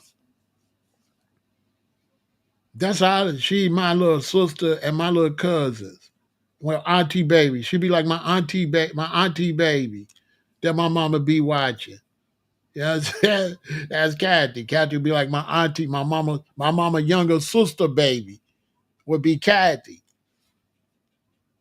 So then Kathy be about me and my sister and picking up all our bad influences and adding her own mix on it. And she adding her mix on it. Big gulps of yeah. See, we ain't had no big gulps. You just get a regular soda. You get a medium or a small or a large. Kathy and them had the big gulps, the big old soda, which we drinking. See, that's how the food got so bad, because we riding with Kathy and them. Because you got to understand, Kathy and them improvements is not just going to affect her. It's going to do all the way up through high school and college. We all going to do what Kathy and them doing. Would you tell them, Kathy? Whatever they made for y'all generation, it covered way above her generation. What they made for my generation only covered my generation. But as we got older, we was doing what the younger generation was doing because we all still young. So this is like the new stuff for all of us. So what was ever new for Kathy generation, we considered it new stuff for us too. And we would all be sick if we would stayed on that. We'd be all, because it never got better. That's when it went crazy. That's when fat dudes going to get a big gulp, no ice. You know what I'm saying? How much soda is that? He want a big gulp, no ice. He want all pop, all soda. That was the diabetes generation. We start overdoing it. It got crazy. Kathy was born in the middle of when it got crazy. I was just born when it started. If Kathy was to talk, you will see why America is sick, because she was born when they started going crazy. Everything you see now, Kathy and them started. That is the honest to God fact. We was still half, you know, down south, old school, Black Eyed Peas and stuff. Kathy and them, no. And whatever was coming out for them, we was geeing for. We in high school. We still kids. So we want the extra large soda. We don't want a large no more. We want that big one that came out for Kathy and them. So these things affect many generations because we all knew. See, Kathy is a part of the all new blacks. I'm at the end of the old blacks. She didn't experience none of that. Just the remnants of great granddaddy and granddaddy. Now she see a little bit. But she was born in a whole new blacks. We all BT. we all we all BT. BT. Real talk.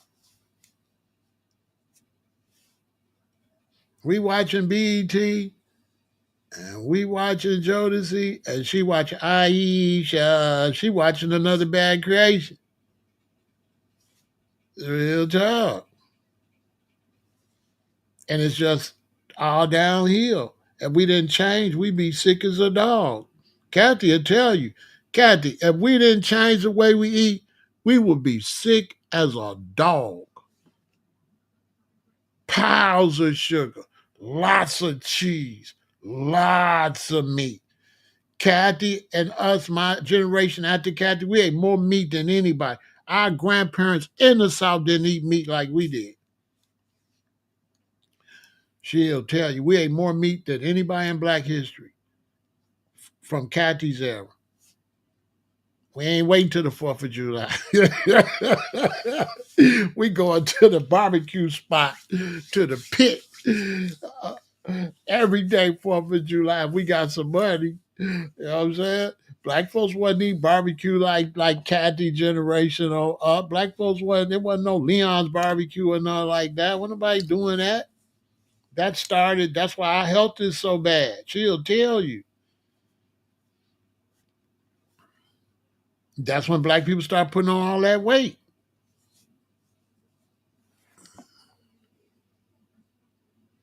You in 1972? Yeah, Robert and Yes, Robert and it was crazy.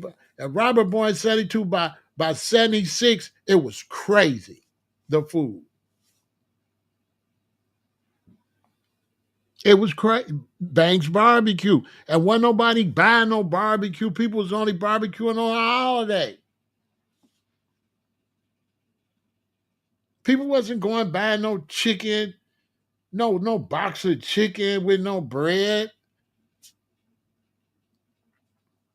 Before me and Kathy and Robert, nobody was buying no 4 pieces of no chicken. Your mom makes some chicken, it'd be a couple pieces, everybody gets some and a dinner. From their generation, I'm a part of that because I ain't old enough to be separated from them. See, this is what I'm trying to show y'all. I'm born in 58. Robert born in 72.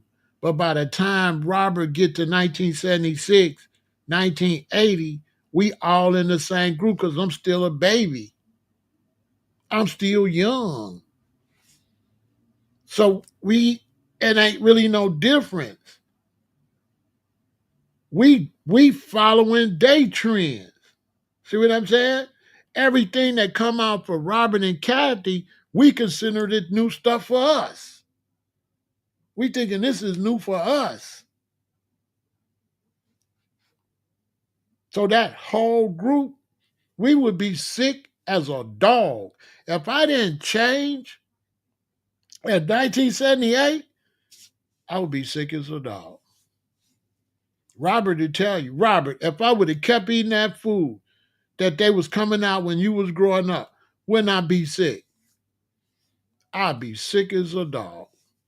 And I'm 67 and I would have been eating that all these years, I'd be on medication. I'm telling y'all, I'd be on medication. Because they start coming out with more artificial colors.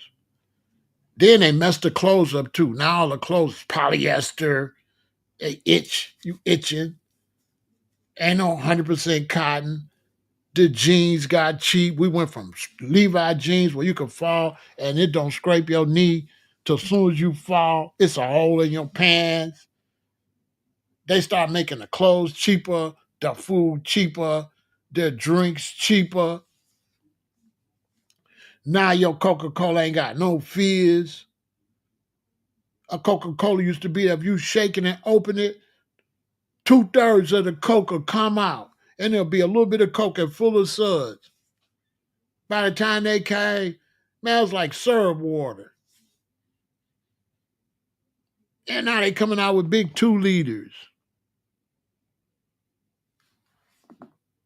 And the 2 liters is soft. You know what I'm saying? Ain't no fizz in no 2 liter. Whereas Kathy and them grandmama and they mama, the sodas Kathy mama and my mom and them used to drink, you couldn't even give that to a baby. Hey, when I was a baby, 1960, 1963, you know they couldn't give us Coke or Pepsi, right? It was too strong. They used to have to put it and mix it with water.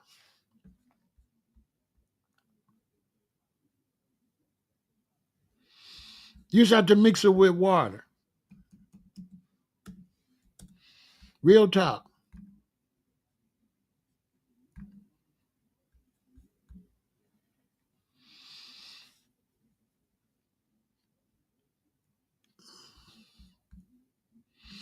You just have to mix it with water. That was the only way.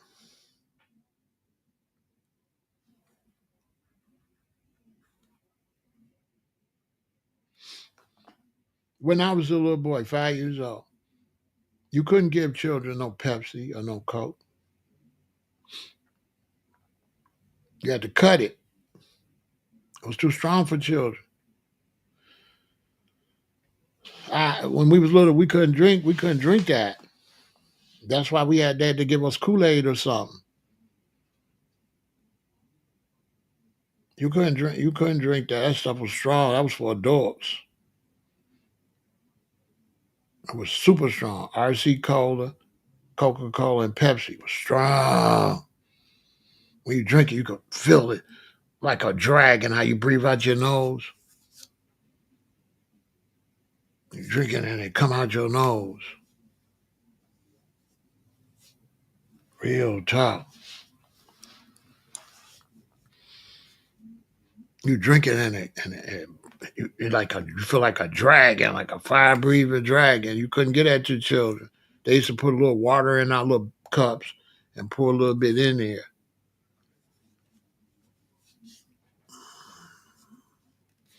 That's why it's very important for us to eat better. It's very important. It's very important for us to eat better. It's very important for us to take care of our health. People that think it's a joke, they'll be in the hospital. They'll be sick. You don't got to worry about them. If you don't take care of your health, ain't nobody else going to do it. The knee-high soda, they don't even know. All of them was crazy. The red one, the orange one, the grape one, the Hostess pies that had real apple in it. Then over time, it's just like a gel.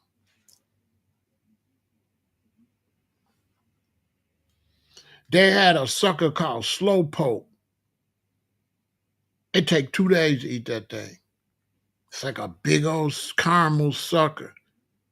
But it take forever. You have to put it in the refrigerator and eat it the next day. And they had one I think called Black Cow. They had two of them. And it was this big old long caramel sucker. You couldn't eat it. Nowalators. You couldn't bite no nowalators unless they was the brittle, but a nowalator would last one nowalator, you're gonna have it in your mouth for a minute. The original ones. Yeah, original nowalator. That's why they call it now later, because it's gonna be way later for you finish eating it. That thing was big and that thing was solid, and that thing gonna be in your jaw for a minute while you out there playing. It's not, you cannot just eat it up like the new ones. How you could just chew them up. You couldn't chew no now later. Back in the day, you couldn't chew that.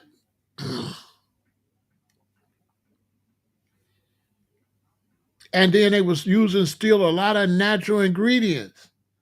But as they got more to the 80s, they ruined everything. Robert and Kathy still did get some natural candy and natural donuts and stuff. And they were still making it with a lot of natural stuff.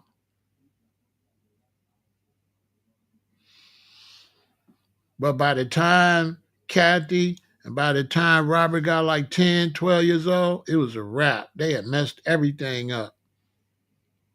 Nothing tastes like it did when they was 5 years old. They'll tell you. Everything they ate at 5 years old, by the time they got 15, it didn't taste nothing like it. It was straight poison. It was straight poison. It had no natural nothing in it.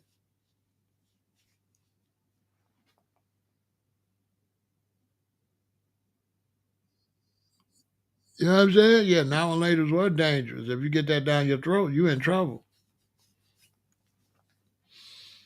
They ruined all the food. That's why you see the diabetes. That's why you see the sickness. They just made it. Because it was a bunch of children, they started cutting corners. And they kept cutting corners with the food, cutting corners with the food, cutting corners with the food. Now you got a younger generation. We ain't sitting under mama and daddy. So we drive through, we take out. You know what I'm saying? We more sophisticated. So we eating out. We getting money early too. Cause you get a job. 16, bam. Matter of fact, in Chicago, you can get a job at 13. They had a city program in the summertime, Mayor Daily program. And you could be working 12, 13 years old and get a check for the summer. So the food got worse, worse, and worse, and worse, and worse, and worse to where it's at now. Now it's horrible. You look at a pizza from Pizza Hut. We never would have ate that back in the 70s. That couldn't compare to the pizzas. We was getting real pizzas from real pizzerias. There was no Pizza Hut. There was no Domino's. All the pizza places was small Italian dudes that had their own little pizza place. They didn't have pizza franchises. That's new. There was no pizza franchises. That's new. That's the 80s. Every pizza place was like Luigi's Pizza, a Raldo's Pizza, like that. Dude's Pizza Place. Like dudes had their own little pizza place. Now, them was some good pizzas. But when they start franchising, I don't know what that is. Ain't no way you're not gonna get overweight eating those franchise pizzas. It tastes fake. It tastes fake. It's all blown up. It's not solid whole foods. Pizza used to be made from whole foods. Now it's like this fake dough, this fake sauce. It tastes horrible. And it's like eating like cardboard with cheese on it. A pizza, you used to eat a pizza and then stop eating and then it sit for a couple hours and go back and warm it up and eat it. It'll be just like fresh. Let one of them pizzas get hard. You never can get it back right. It always tastes like cardboard. It even tastes like cardboard when you first get it. It's like some cheese and sauce on some cardboard. You know what I'm saying? It's so nasty. You know what I'm saying? Y'all Robert and them seen the biggest change. Robert and Kathy, they seen the biggest change. I just seen the beginning of it. They lived through the worst ever of food. Their whole life. They caught the tail end where blacks were still eating whole foods when they was young. And they went through the 80s and the 90s. And oh man, it was just downhill. That whole generation's gonna be sick. It just got horrible. It really did. It got worse and worse and worse. When I was little, McDonald's made French fries from real fries. You know the basket that they put in the grease? Well, they used to have more baskets on the side. And that's where somebody used to cut fries. They had that thing you put a potato in and go and then make fries. So they had people that cut fries, would put them in the baskets and put it down in water. So they would always have 2 to 4 baskets of fries down in some water in those baskets. And then when the fries look like they running out on the side where they cook them at, they would take those and hang them up for you so the water could drip, right? And then I make the fries. Then I would go get the fries that drip and put them down in the grease in the same basket and take them up. And they was made with real potatoes. That's how McDonald's got famous because the fries were made with real potatoes. Somewhere, probably in the 80s or late 70s, they start bringing them in them bag, them bleach fries. Somewhere in there, they changed it and started selling them fake fries they sell now. But they used to sell real potatoes.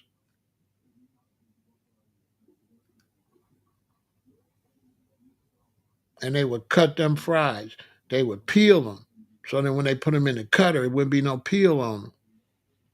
And they put them in those baskets, those same silver baskets, and sit them down in the water so they won't go brown.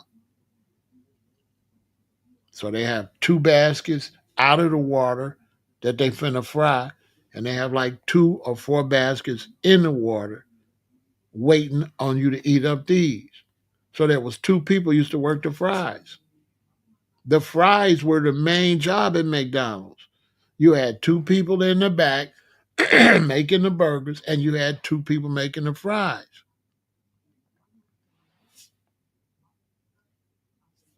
And those would be the people working the register because there's 2 of them.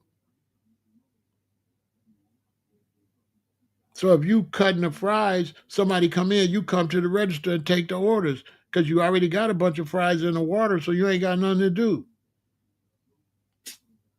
So them people work the fries. The one that cut them was the one taking the orders, and the one that dumped them was taking the orders because you didn't already dumped them. The thing is, they already there. It ain't nothing for you to do. So the fry people took the orders. They went from the fries to the orders, from the fries to the orders.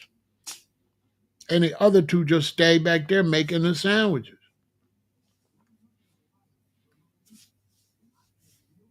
And those was fries made from real potatoes, so you didn't put on all that weight. Real potatoes will not make you gain all that weight. People gain in weight. People gain in weight because the potatoes are fake. Yeah, that's how they used to be, Kathy. By the time y'all came, they wasn't doing that no more. They was using them potatoes in the bag. What I'm talking about was when I was a baby, when I was like 2, 3, 4, 5, 6, 7.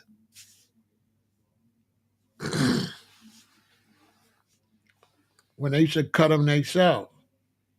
When I was a little baby, and my daddy and them used to take me to McDonald's rarely. You rarely went anywhere like that.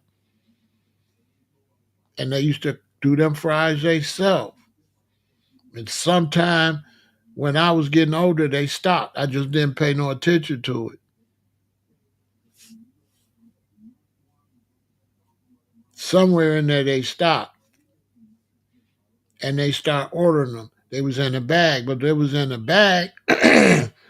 They don't seem like they was that bad in the bag at first. It seemed like in the bag maybe they had so many that they had to put more preservatives on it and freeze them more.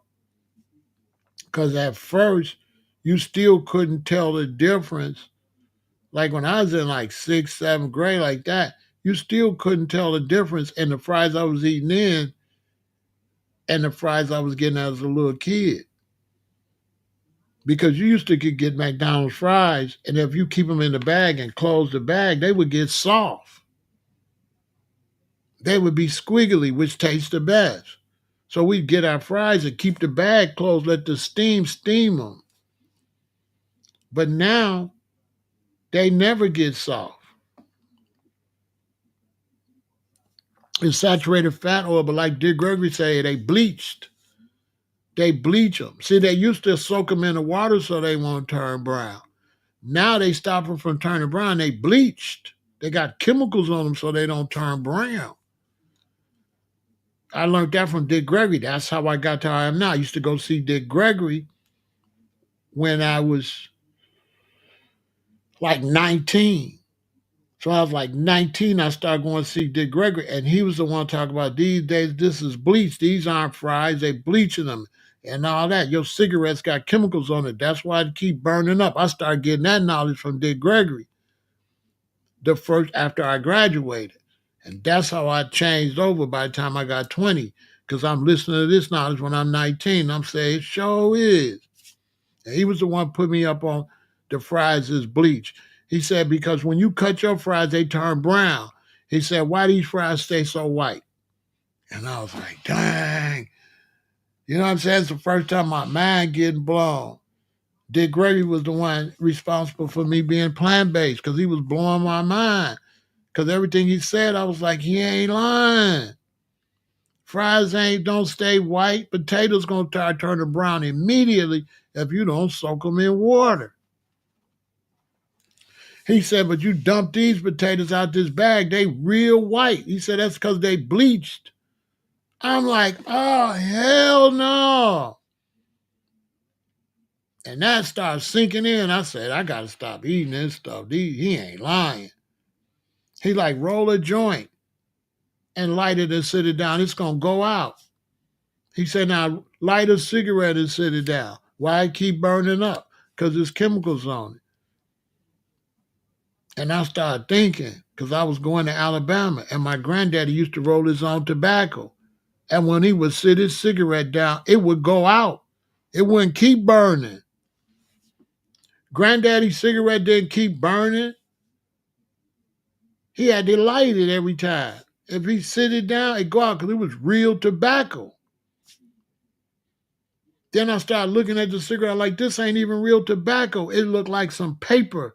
If you open a cigarette, it looked like paper. It looked like some brown and beige. It'd be like brown and beige color, but it ain't no leaf. That's paper.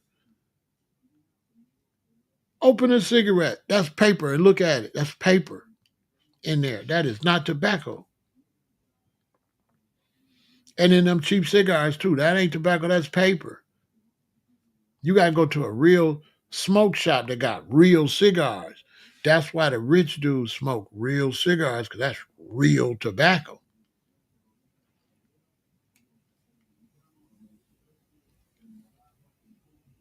And them blunts and that stuff, that ain't real tobacco. That's paper.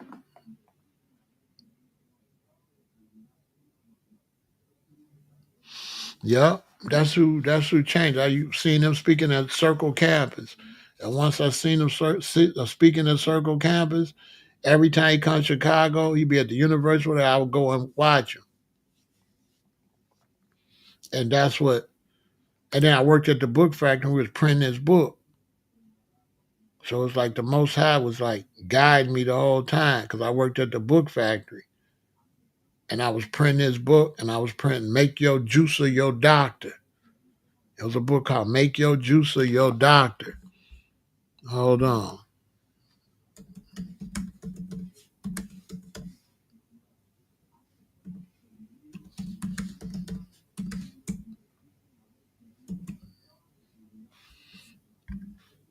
And I start reading it. I start stepping my knowledge up.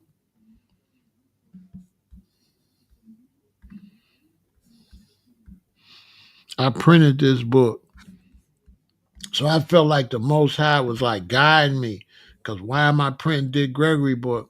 Why am I up here at Circle Campus? And my boy said, let's go in there and see Dick Gregory. I wasn't even up there to see Dick Gregory. I was up there hanging out with my boy that I went to high school with. So I ran into Dick Gregory by accident. All of this stuff happened by accident.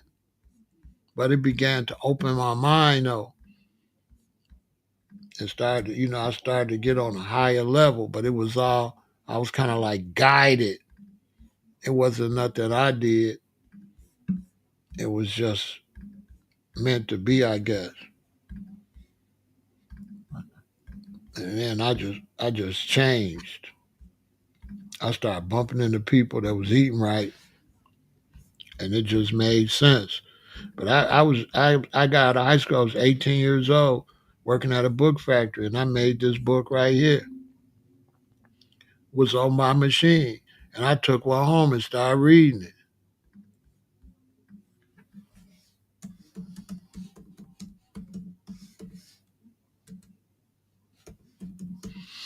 You know what I'm saying? I took it home and started reading it.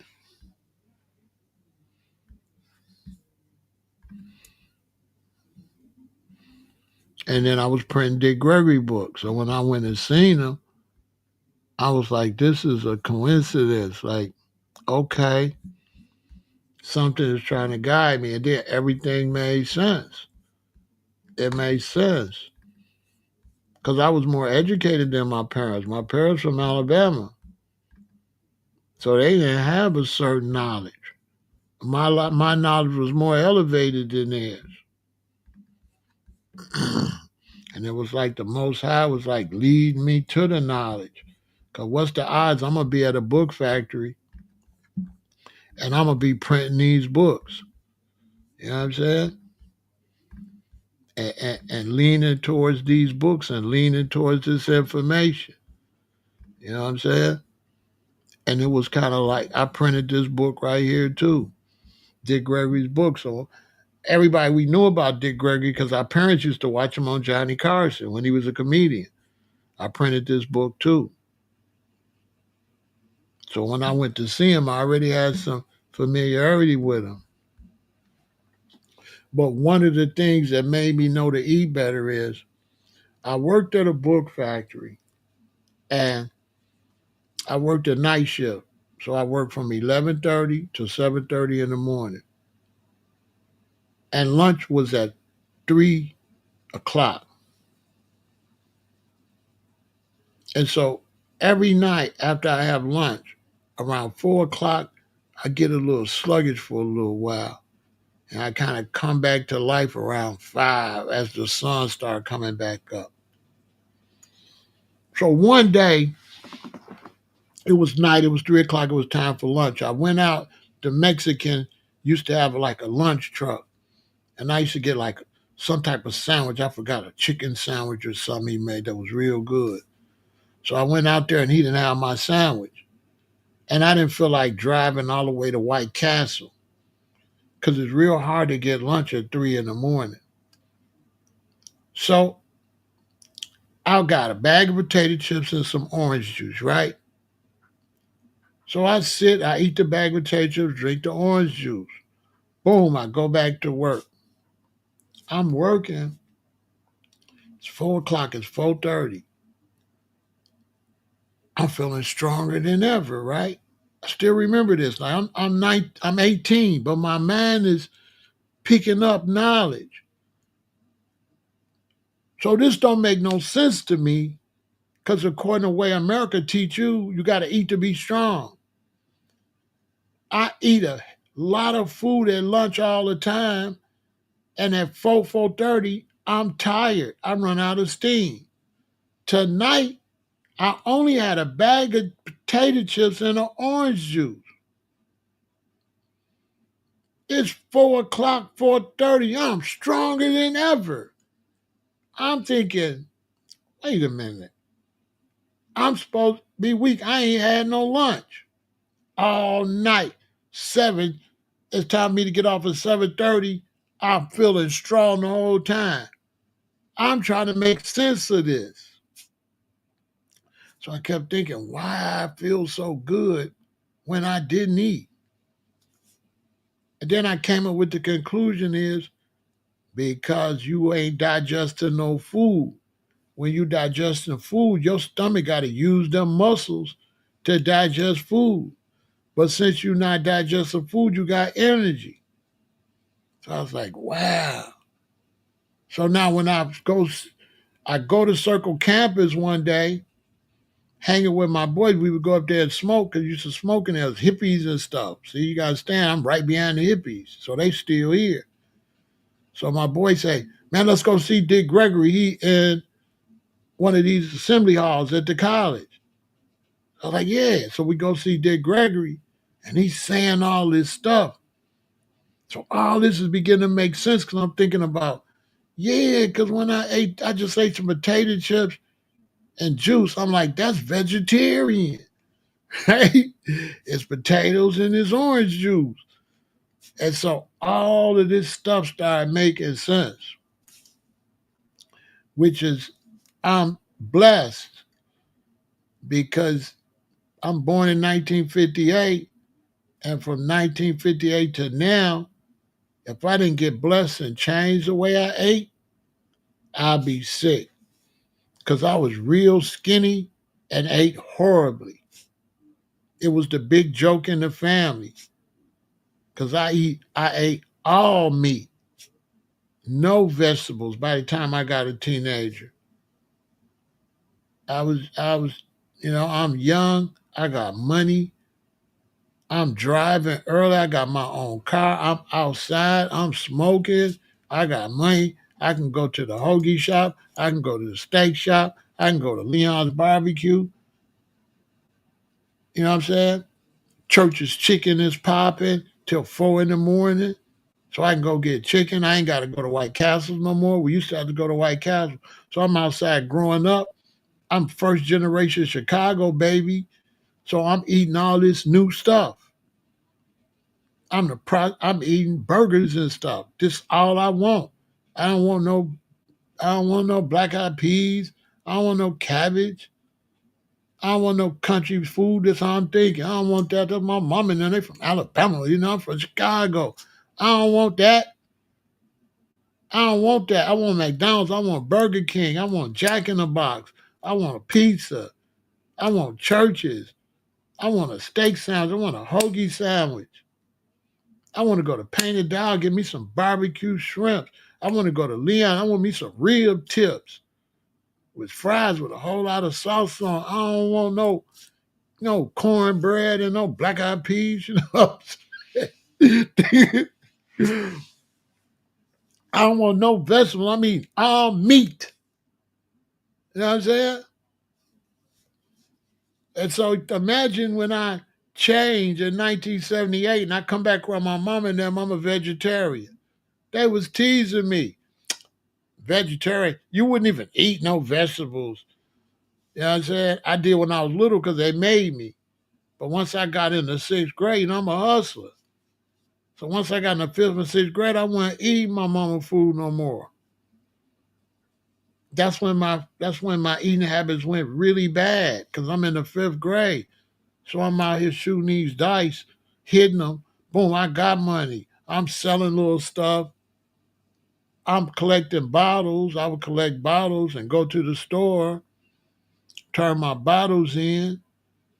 I take a pen with me, a black marker, a red pen, a blue pen, a pencil, right? So when the white dude come out the back and he count my bottles and he say $11.79 and he write in a black pen, I would take my black pen and put a one in front of it. You know what I'm saying? So if it's $1.79, I put a one in front of it. Now I say $11.79. I go up to the front register, turn in. She give me $11.79, but I only turned in $1.79. See what I'm saying? Sometimes if it's 179, I'll make the one a nine and put a one in front of it. It's 1979. So I was scamming the bottle guy at the store because he way in the back with the meat, but you cash in your little thing, they right at the front. Boom, I go get me a nickel bag, give me some something to drink, some white pork or some Yago Sangria wine, and go sit up at the park, you know what I mean, and drink wine and smoke and shoot dice. And so I got money. I'm going to McDonald's. So when I come in, my mama said I got some food in there. I'm like, I ain't that. You know what I'm saying? My sister got to eat it and stuff, but I'm a G. I'm getting money. So I'm not eating mommy food. Plus, Cookie and them work up there. The little girls on the block, Cookie up there. So I can go up there and I can order a French fry and a soda. She going to throw 2 Big Macs in the bag. You know what I'm saying? I only got to pay for the fry and the soda. Boom, I got 2 Big Macs, a fry and a soda. Because, the little girls on the block that like me, the girls like me that work in the McDonald's. They giving me free food and just charging me for the fry and the soda. You know what I mean? Till she got caught, lost her job. Shout out to Cookie. I don't know where you at, baby. Anyway, I'm already up to a bad start. I'm not eating no Alabama food. I'm the Chicago baby. I'm only eating restaurant food, period. And I'm kind of like fly and all. I'm wearing tailor-made clothing, drive a nice car. So my girlfriend, we going to Red Lobster. Red Lobster was like, the nice places y'all go to now? You know what I mean? That's Red Lobster. Like, remember when Benihana was popping? Well, Red Lobster was the Benihana. If you went to Red Lobster, you was bigger than life. So I wasn't trying to eat no vegetables. I was lost. But I had knowledge. And that knowledge saved me. and saved my health. And now I'm 67. I'm strong as an ox. I'm still working out. You know what I'm saying? Boop, boop, boop, boop. You know what I'm saying? I got the advantage. You're gonna see the gray hair. You're gonna come playing. Whoop, whoop, whoop, whoop, whoop, whoop, whoop. I'm gonna knock you out. You know what I'm saying? Yeah, I'm gonna knock you out. Plus, I'm gonna stay out the way. I'm gonna dodge your weave. I'm gonna let you get the huffing and puffing. Boop to the stomach. Boop, boop. Cracks your teeth together. Whop, whop. I might slap your ears together. You know what I'm saying? I'm staying active. I'm not no 70-year-old, because I'm eating right, I'm exercising, I'm pumping weights, I'm walking, I'm keeping myself healthy. I'm not eating no food that's gonna stay in here and make me sick. I'm not eating that. I'm eating stuff that keep me focused. And I took my focus off of money. I put all my focus on health. I'm not putting my focus on money no more. I'm doing health, then money. Cause I start realizing that I ain't gonna be able to manage my money if I'm sick. You know what I'm saying? How you gonna get money and you're diabetic? So I'm not doing wealth. I'm doing health is wealth. That's why the word health comes first. Health is wealth. There ain't no wealth without health. What is that? Wealth without health is an inheritance for the next generation because you're going to pass away. You're going to be sick. You're going to give a lot of your money back to the medical industry. So I've been changing my focus more and more to really like health is number one. It's it. That's how you get to the bag. You can't get to the bag if you sick. You're going to be slouching around. The key word to hustling is hustle. Hustle mean move quick. How you going to hustle and you slow? You slouchy. You chasing the wrong things. You chasing money that you're going to leave here. You're going to pass away and leave it here. You getting it for nothing.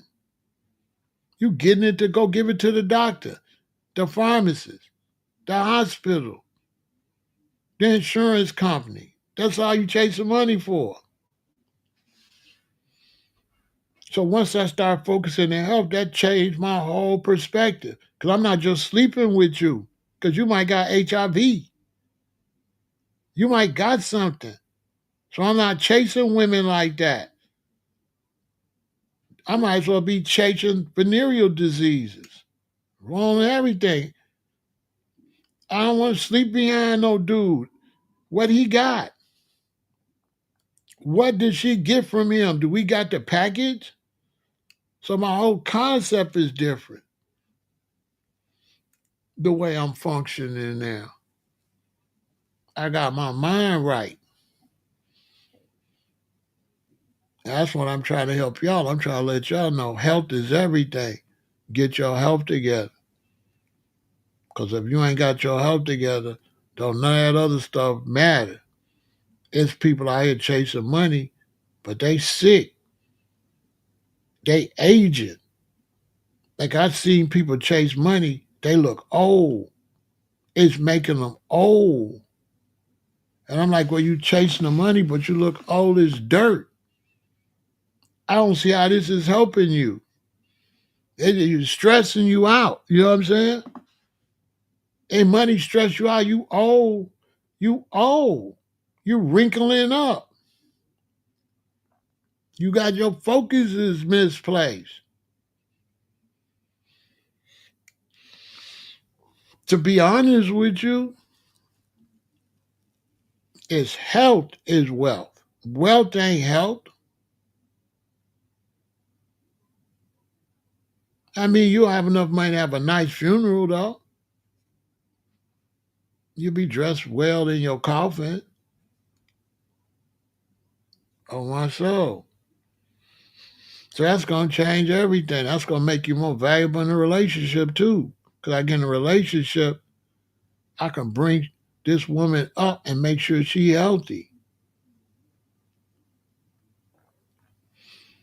And when you with a woman and you teach her to be healthy and you teach her how to eat, you a king that can't never be replaced. If you're a woman and you get with a man and you teach him how to eat right, and you get him on another path, you a queen he can't never replace. He can't replace you. How? You ain't bringing nothing to the table.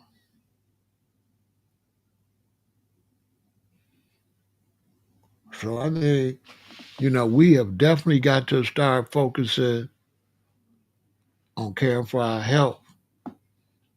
If we ain't caring for our health, we're going to mess around and be extinct. We're going to mess around and start passing away too fast. You got 50 million black Americans. You can't afford for 25 million to pass away from no pandemic or no epidemic.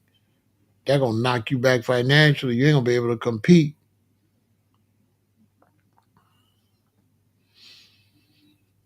One of the main businesses we need to be going into is the health business.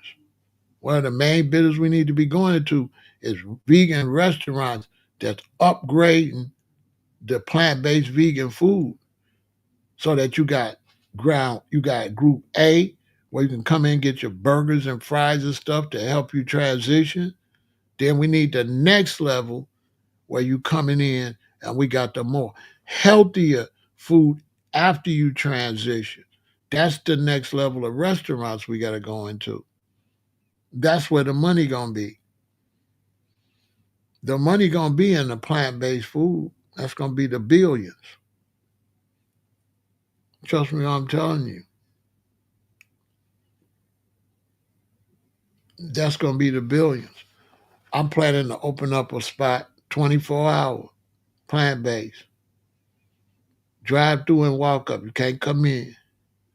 Robbery proof. You can't rob me because you can't come in. 24 hours, 3 shifts. 24 hours. Plant-based food. 24 hours. I'm working on my logo and stuff now. Right in Chicago. Always open. And I'm gonna have the type of burgers and stuff like that, but I'm gonna have a high grade plant based food too. But I'm gonna have the burgers and stuff like that, but they ain't gonna be like these other burgers. It's gonna be a whole different types of burgers. So even the burger gonna be super healthy. And I'll be able to catch these dudes at night, 3, 4 in the morning, been drinking and they hungry. And they gonna come in, they gonna get them whole cut fries and they gonna get them burgers. And if they eating it is good, it's gonna be up. Because they don't care what it is. If it tastes good, they buying it. Now, a lot of people, they don't cater to black Americans. They don't make it to our palates. It's a way you got to make it for us. And we'll eat it.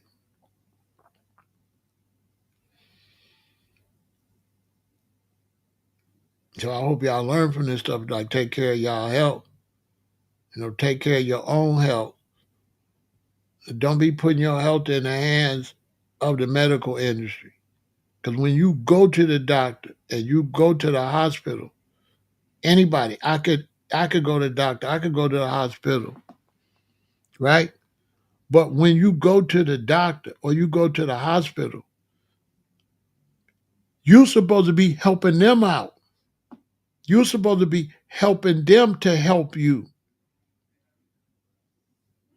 They can't help you if you ain't helping yourself, if you ain't upgrading your own stuff. And so I'm all for going to the doctor and going to the hospital if you don't feel right. But then you're supposed to let them tell you what's wrong with you. And then you're supposed to do the research on what you can do to repair what's wrong with you. You go to them for a diagnosis. I'm not going to tell you don't go to them. They're very valuable for a diagnosis. Go to the doctor, go to the hospital for the diagnosis, not necessarily the treatment unless it's a specific antibiotic that you gotta have to get some out your body. If you got some type of mysterious virus or something, then they say take this because your tooth has got something before they pull it. Do it. Do it. If you gotta take something they tell you to take it. It ain't gonna do nothing to you. It ain't gonna do nothing to you. If they prescribe you some medicine that you gotta take for 2 weeks, something like that, it ain't gonna do nothing to you because you're gonna go right back plant based. So boom, I got a virus. Boom, they give me some medicine. The medicine wash out the virus. Now the medicine in there. Then the vegetables and fruits and herbs do what? Wash out the medicine. Boom, I'm back a G, right? Remember what I said? Use the medicine to wash out the virus. Then use the food to wash out the medicine. It's a wrap. The medicine is not going to stay in your body if you plant based, if you taking your herbs and stuff. So the medicine ain't going to do nothing to you.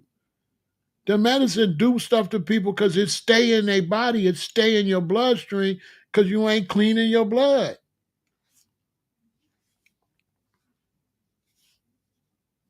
Period.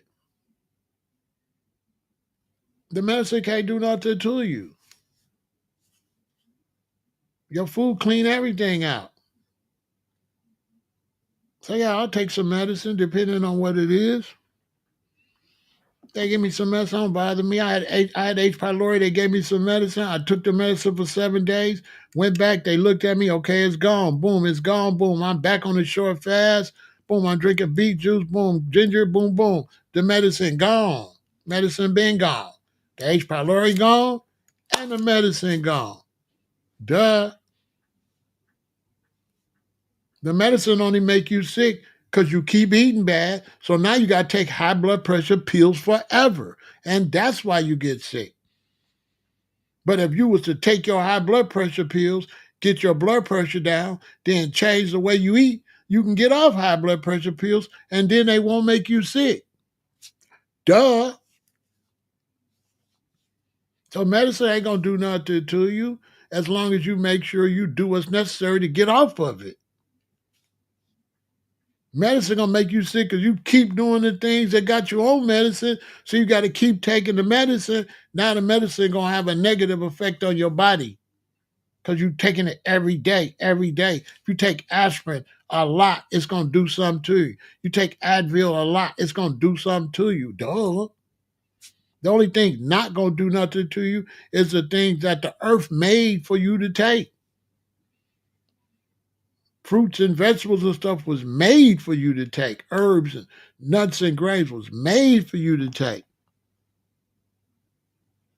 You understand? What's up, Loopy? That's how it go, but you gotta take care of yourself. It's a 911. Remember I told you 2025, it's a 911. This ain't 1975. This is 2025. Everything is super toxic. People's bodies is at the point of depletion. If you don't step it up, you're going to pay right now. You're going to pay right now. Because people getting colon cancer at 30 years old. Duh. When Chadwick passed away from colon cancer in his young 40s like that, which means he caught it in his 30s, because you got stage 0, stage 1, stage 2, stage 3, stage 4, where it spread through the body. So if Chadwick had stage 4 cancer in his early 40s, that means he began to have colon cancer in his 30s. What that telling you? That's telling you that the human body is wearing down, that you've been eating burgers and all this meat, and then you wore your body down. Then you had a baby. Then your baby ate that, and it wore their body down now. So the next generation is weaker and weaker and weaker, and they're eating the same thing you eat, but a cheaper version, a worse version. So pretty soon, our people going to be having colon cancer 20 years old. 20 years old. Look it up. Colon cancer. The age of colon cancer is dropping. Watch.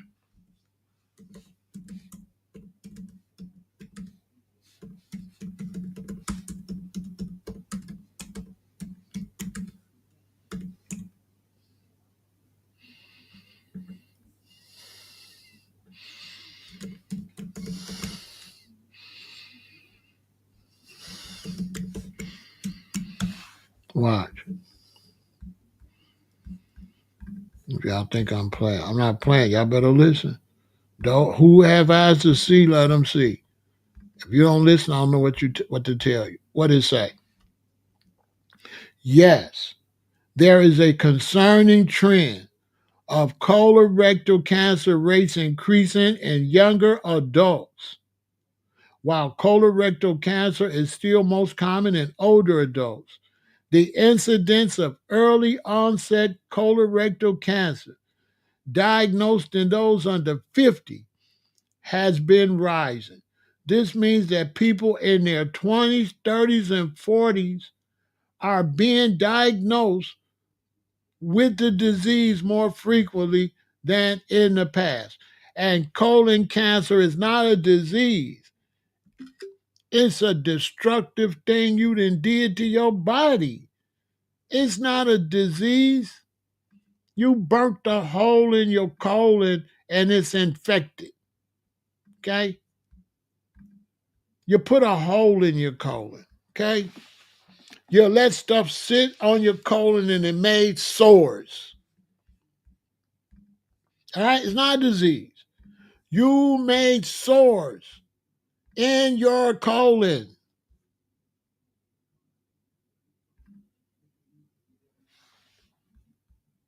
That's what it is. You made sores. It's sores. That's what it is. It's sores in your colon.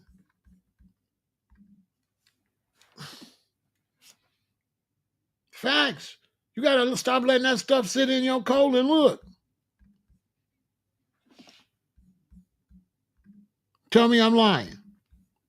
Stage 0. What you see? A little sore. What's that little circle? It's a sore. That's what your granny would call it. Stage 0. That's a sore. Stage 1. The sore is getting bigger. Stage 2. The sore is getting even bigger. Stage 3. The sore is large. Stage 4, the sore busts through, and now it spreads cancer to all your other organs, to other organs in your body, because the sore then put a hole in your colon. It's a sore. Now, what's going to make a sore in your colon? Some food that's sitting in there, burning it, irritating it. Because you packing it, no moisture. You packing it with bread, fries, potato chips, processed meat, bacon. You packing it in there. You can't boo-boo. You ain't boo-booing. You ain't passing no waste. You supposed to be going to the restroom twice a day at least. Every day. I ate meat. I didn't go to the restroom every day. Meat eaters don't. I didn't know I was supposed to. By the time you go to the restroom, you're full of it. This is your colon. Then you eat, right? And when you go to the restroom, you know why you go to the restroom? You go to the restroom because this food you eating, you know why this ain't gonna come out? Because this food is pushing out what? The old food. That food that you going to the restroom, that's only coming out. That's old food. It's only coming out because some newer food in there. And that food It might be three things. It might be another one. You might be pushing it out like this. That's why you're overweight. You might be pushing your food out. It might be one, two, three lumps in you where you just ate and it's doing this. And this food that came out is old. And now you all swole up and stuffed up. You got to eat again to push this old stuff out. And there's two more up there. If that demonstration ain't teach you nothing, I don't know what to tell you. By the time you go to the restaurant, you pushing out food 2 weeks old. That been just sitting in there rotting. After a while, your stomach start getting bigger. You start getting rounder. You get bigger and bigger and bigger because you're full of S. When people say you full of S, that was a real something, but you thought it was just an insult. No, you really are full of S. Yes, you're full of SHIT for real, though. Think about it. Are you really full of SHIT? Like for real, though?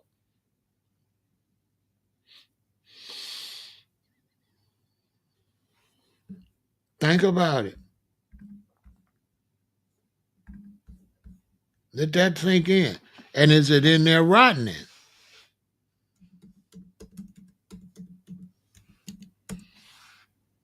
Think about it. Think about it.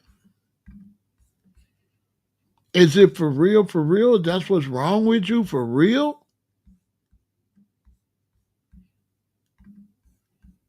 That's why colon cancer going up. Because the food is, your grandparents, they ate a lot of string beans. They ate a lot of black eyed peas. So they went to the restaurant. They had more regular bowel movements. Think about it. Why they didn't check for colon cancer till you was 60, 65? Why they got to check now at 30? Because you're not having bowel movements. They know that. Why they won't just say it straight like I'm saying it? Why the medical people won't just tell you just like that? You're having colon cancer because you're not having bowel movements. And it's making rotten sores in your colon. It's just why they won't say that. Y'all tell me, why they just won't say that? People will be like, oh, okay. What? Show me where they say that. They don't never say that. Show me where they teach that. Because that's basically all it is. So look, I'm finna end this live, but this is what y'all do. When you got 2 or 3 days off, right? When you get 2 or 3 days off, like say you get off Friday and you ain't got to go to work Saturday and Sunday, this is what you do. If you want to save your life, if you want to protect your colon, this is what you do. You go, right? And you get this. You get yourself a bottle of prune juice, right? And you get yourself a little glass. And what you do when you get off Friday, you tell your wife, whatever, I'm not going nowhere all weekend. This weekend, I'm just staying home because I got to be running to the bathroom. You find some stuff you want to watch on TV or stuff that you stay home, have gas in the car or whatever, right? Get a bottle of this prune juice. Get this size, right? Like a quart. Get a glass. Friday when you get home, don't eat nothing. Drink, use some type of liquid, some juice or something. If you want to eat, you could, right? You could, if that could be your last meal. If you want to have your last meal, you could go ahead and eat a meal because you ain't going to be eating for 2 days. You're not going to eat no more Friday, and you're not going to eat Saturday, and you're not going to eat Sunday. You're going to eat Monday. And what you do is you start sipping this prune juice. And you sip this prune juice till it's gone. You might not finish it Friday, but have it finished by Saturday night. And then your whole stomach gonna empty. As your stomach is empty, if you're getting hungry, drink some lemonade. Make you some lemonade or something. Make you some tea or some lemonade. Just drink a lot of it so you feel full. You know how your mama tell you don't drink a lot of pop because you're gonna get full off the pop. Well, do that. So you ain't gonna be hungry if you just drink a bunch of stuff. But I'm telling you, Friday night, Saturday, and Sunday, everything gonna come out your colon. Which, if you are starting to get polyps, they're gonna be able to heal. So you're gonna get all that waste off out of here. So these pallets, if you got them, because you might be at stage 3, you need this thing to start reversing. You understand? If you're at stage 2, if you're at stage 1, you need that to reverse. If you're at stage 4, if you can get it to shrink, this colon might close back up and stop the cancer from going to other organs because you might not know you got polyps until you really sick. So that we used to do fast, but it take you 20 days and all that. This is a way where you're doing a fast Friday night, Saturday night. An easy fast. It's going while you going on the fast to clean your body out, this prune juice gonna clean it out. Boom, you ain't gotta wait. I wish I would have known about this all these years I've been plant based. I went on 20-day 7 fast and all. I didn't have to do none of that. Because after 20 some days, you're gonna still be having boo-boo come out. But if you do this, it ain't gonna be nothing in there. Ladies, you're gonna drop weight quick. Your stomach gonna start going down quick. You try to lose some weight, you're gonna lose a lot of weight. Friday, Saturday, and Sunday. You're gonna get on the scale and be like, heck no. So, ladies and men and brothers, if you're trying to lose weight, this is the way you start. So now, when you go and you're trying to eat your special stuff, you getting a fresh start. So say you got a fresh way you want to start eating. Do this first, and then start doing your new way of eating. If you got a program, then do your exercise and all that. Your exercise, weight gonna drop off quick because you ain't got all that waste inside your body. And you got to get that waste off of your colon. And if you don't get that waste off of your colon, it is going to rot and it's going to make sores in your colon. That's what it's going to do. It's going to make sores in your colon. That's a fact. And these sores are going to turn to what they call cancer. Okay? All right? It's going to bust through the walls of the colon or the rectum, because you can get colorectum cancer. So you can get cancer in your rectum. And we got somebody in Chicago got cancer in his rectum, and he posts, shout out to Spot News. Go check out Spot News. Go check out Spot News if you think I'm lying, and see the horrible situation he going through. If you think I'm lying.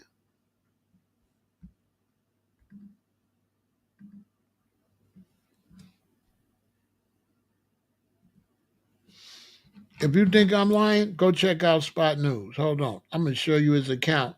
I'm not going to show you the gross part because he took pictures of the cancer of his rectum cancer. And I wouldn't even show you. It's the most, man, it'll make you sick to your stomach. It'll make you sick to your stomach.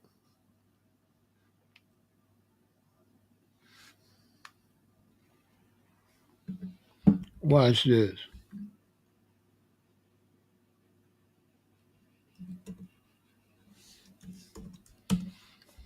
It will make you sick to your stomach.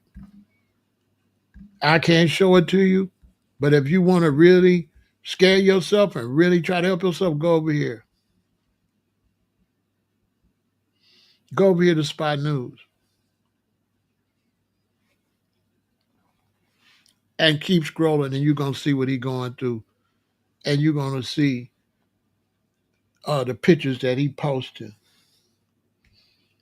about his cancer, his rectal cancer. I bet you'll change. I bet you'll change. That man going through horrors, pain and horrors. Right now, he's going through radiation treatment, trying to burn it out. He can't even sit down because his whole back there is just rotten and hanging open and pink. Real talk. Hold on, let's take a break, and then I'm going to show you what I'm talking about.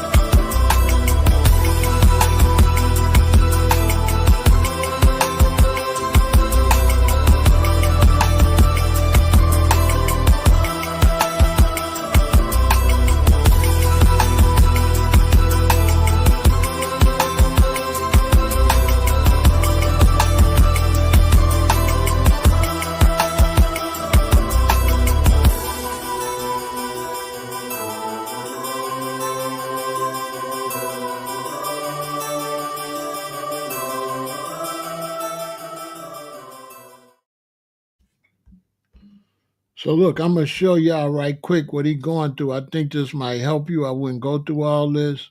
This is who I'll be watching for Chirac homicide. He follows all of the action in Chicago when it comes to crime. And right now, you know what I'm saying? He is really going through a horrible time, okay, with rectal cancer. Okay.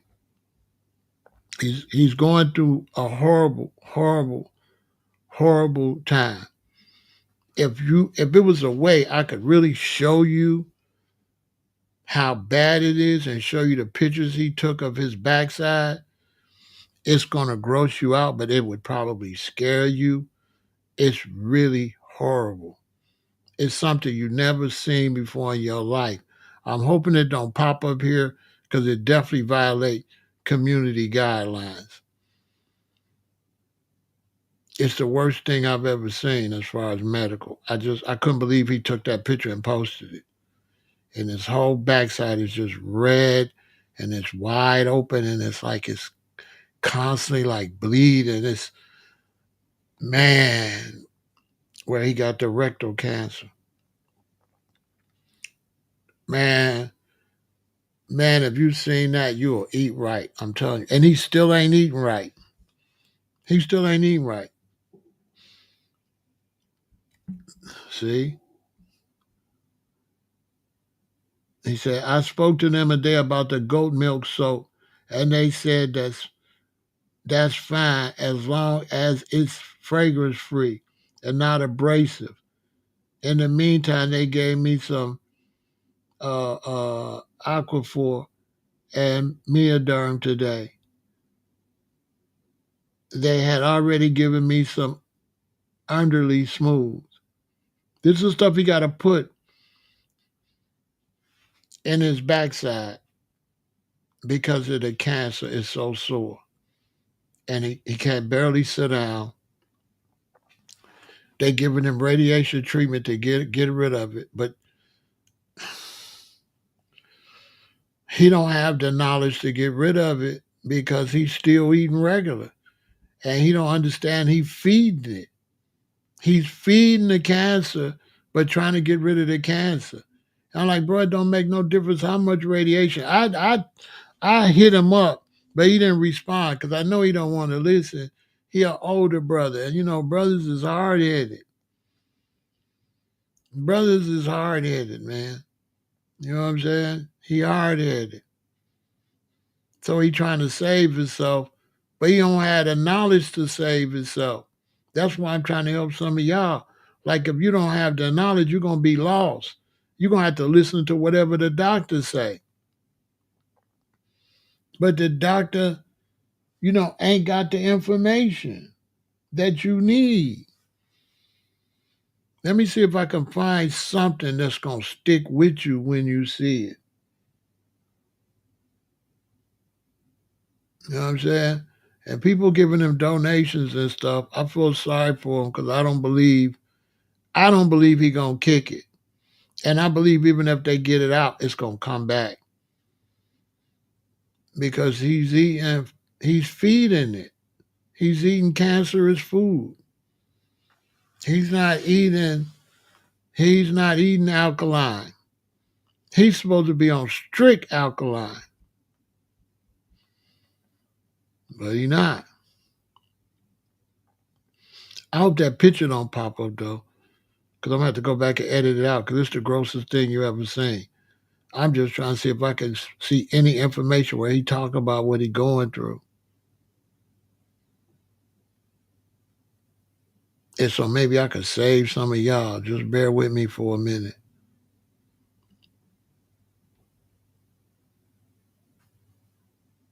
It's horrible. You know what I'm saying? The bad thing about health is, people don't know how bad it is until it happens. And so I'm trying to prevent you from going through that because when it happens, you'll do anything to reverse it. Maybe. Sometimes you're so brainwashed that what it is to help you, you won't even believe it. Because I done told this man to stop eating it, what he eating. See, she keeps saying sending positive vibes, want him to heal. That's how bad it is. You know what I'm saying? He's sick as a dog, but he's still posting crime in Chicago. He a rider. He's still posting what's going on for the city so people like me can keep up with the crime and everything. But man, I don't know how far I'm gonna have to go before I see him talking about it. But I can tell you, uh, you don't want rectal cancer, you don't want colon cancer, but rectal cancer is because it's colorectal cancer. Sometimes you get them both. So sometimes you get colorectal cancer where you're getting both of them. You get, and your whole, it's basically burning holes in you. It's like pink and it's wide open and it's basically rotten flesh. You're rotten. It's rottening. It's a rotten sore. That's what it basically is. And on your body, in your body. And this is common sense. It's from food. Because why is it in your stomach and why is it where you pass waste at? Duh. Duh, you passing so much toxic waste out that is rotten in your body. And it's like having fun eating that stuff. To me, it's not a good reward. I don't understand. Look, No, this is somebody else. Look type stuff he posted. Look, this is somebody else. This not him. Look, he retweeted this. This look good. Now you got you got rectal cancer, and this the kind of stuff you posted. This just to show you how far they are removed from what's going on. They have no clue about health. They would never think that that's got anything to do with it. That's how bad. That's how bad it is, y'all. That they really don't believe that got nothing to do with it. They just think I don't know what they think they got it from. They just think they got, I don't know. I mean, what do you think you got the cancer from? Where'd you get rectal cancer from? Or colon cancer? How you don't know where you got it from? It's crazy. It's I don't know. Look how stuff he posted. He got rectal cancer, and look what he posted. Look what looked good to him. Why his whole backside is pink and dripping, and he's sick as a dog. And this is it's the most.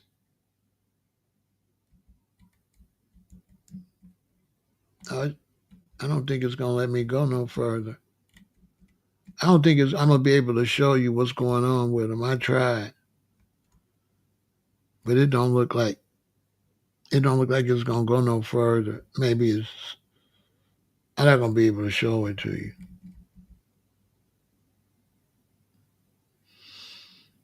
All right, hold on.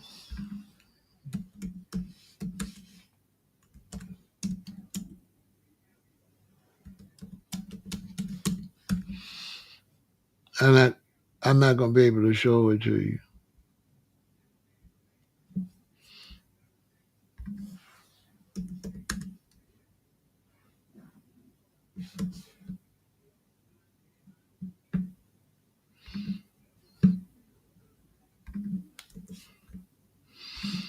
Yeah, I don't think I'm gonna be able to show it to you because uh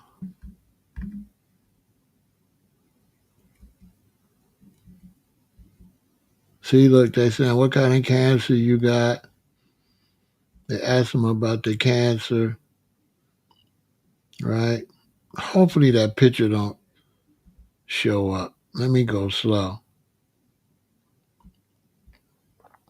But these are all the people wishing him well. Okay, this is him when he went to his radiation, right? June 5th, he went to radiation, right? I hope that picture don't show up. I gotta go slow because if I see any bit of that picture, I gotta stop. I cannot show that over here. I wish I didn't see it, could erase it out of my mind. But I wish people that keep eating wrong, I wish y'all could see it. Maybe you know, it would have an effect on you for sure. There we go. There go my man Spot. He got it right there. He's sick right there. Look, they talk about the medicine, ivermectin. Look, this is all the trauma he's going through where people is seeing how sick he is with the cancer.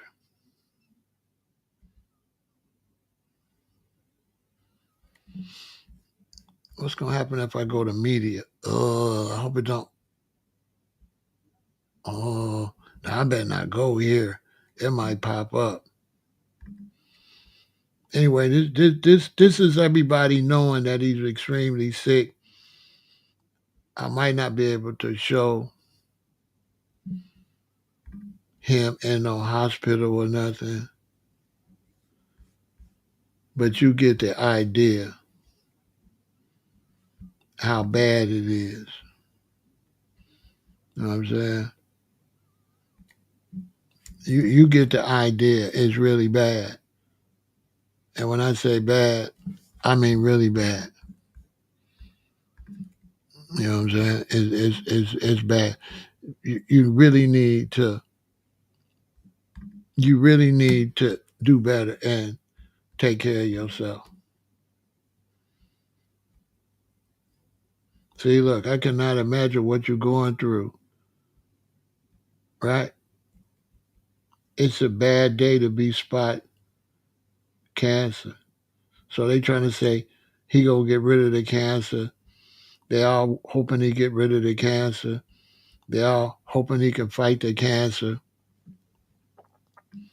But ain't no way. Not the way he's eating.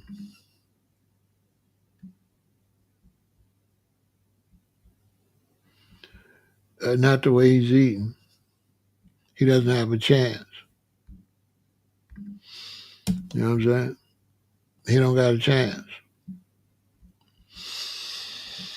So look, I'm not gonna be able to show you pictures, and I'm a little nervous. The wrong one gonna pop up, but you get the idea. The man is extremely sick. He's going through all type of trauma to try to get rid of that colon cancer. And he has rectal cancer, and he's wide open in the back. It's just wide open hole, and it's pink, and it's bleeding. I couldn't believe he posted it. You know what I'm saying? I ain't gonna lie, I couldn't believe he posted it. I didn't know whether to save it, to show it to people, but I'm like, who gonna want to see this? But it's something I really kind of wish I could show people so they could see how horrible it is before it happened to you. At the end of the day, beginning of the day, the moral of the story: take care of your health. That's all you got. You know what I'm saying? Take care of your health, because he went through all type of stuff to get people to even be able to help him with the expenses of it. He didn't have the money. He had to go through special things to be able to get people to fund the radiation. And if you don't have the money, you can't even get the radiation for the colon cancer or the rectal cancer. You know, so take care of yourself. If you're smoking cigarettes and stuff, you don't want lung cancer. You don't want diabetes. You don't want none of that stuff. You don't want that stuff. Change your ways, eat better. You know what I'm saying? Change your ways. Eat better, take care of yourself, all right? All right, one. I've been diagnosed with kidney failure, so it's been pretty tough for the last 3 months. They not able to work, got me on dialysis, got me on restriction on how much water to drink. It's been tough. But I'm keeping my faith. I'm out here walking right now this morning, trying to get this weight off of me, keep my spirit going. You know, got dialysis tomorrow. Just trying to keep my faith, and I just want to give everybody an update on my health. And I just want to let everybody know, do not ignore the signs. If your body's telling you something, go see your doctor. I went too long, I ignored the signs. Now I'm paying for it. But God is good. He's gonna restore my health. I'm working on it with him. He got me believing in myself. I'm supposed to change everything around, reverse this cycle, get this high blood pressure, this diabetes off of me, this weight. I'm already down like 30 pounds in the last 3 months. Of this dialysis and eating right and change your life. It's a new journey.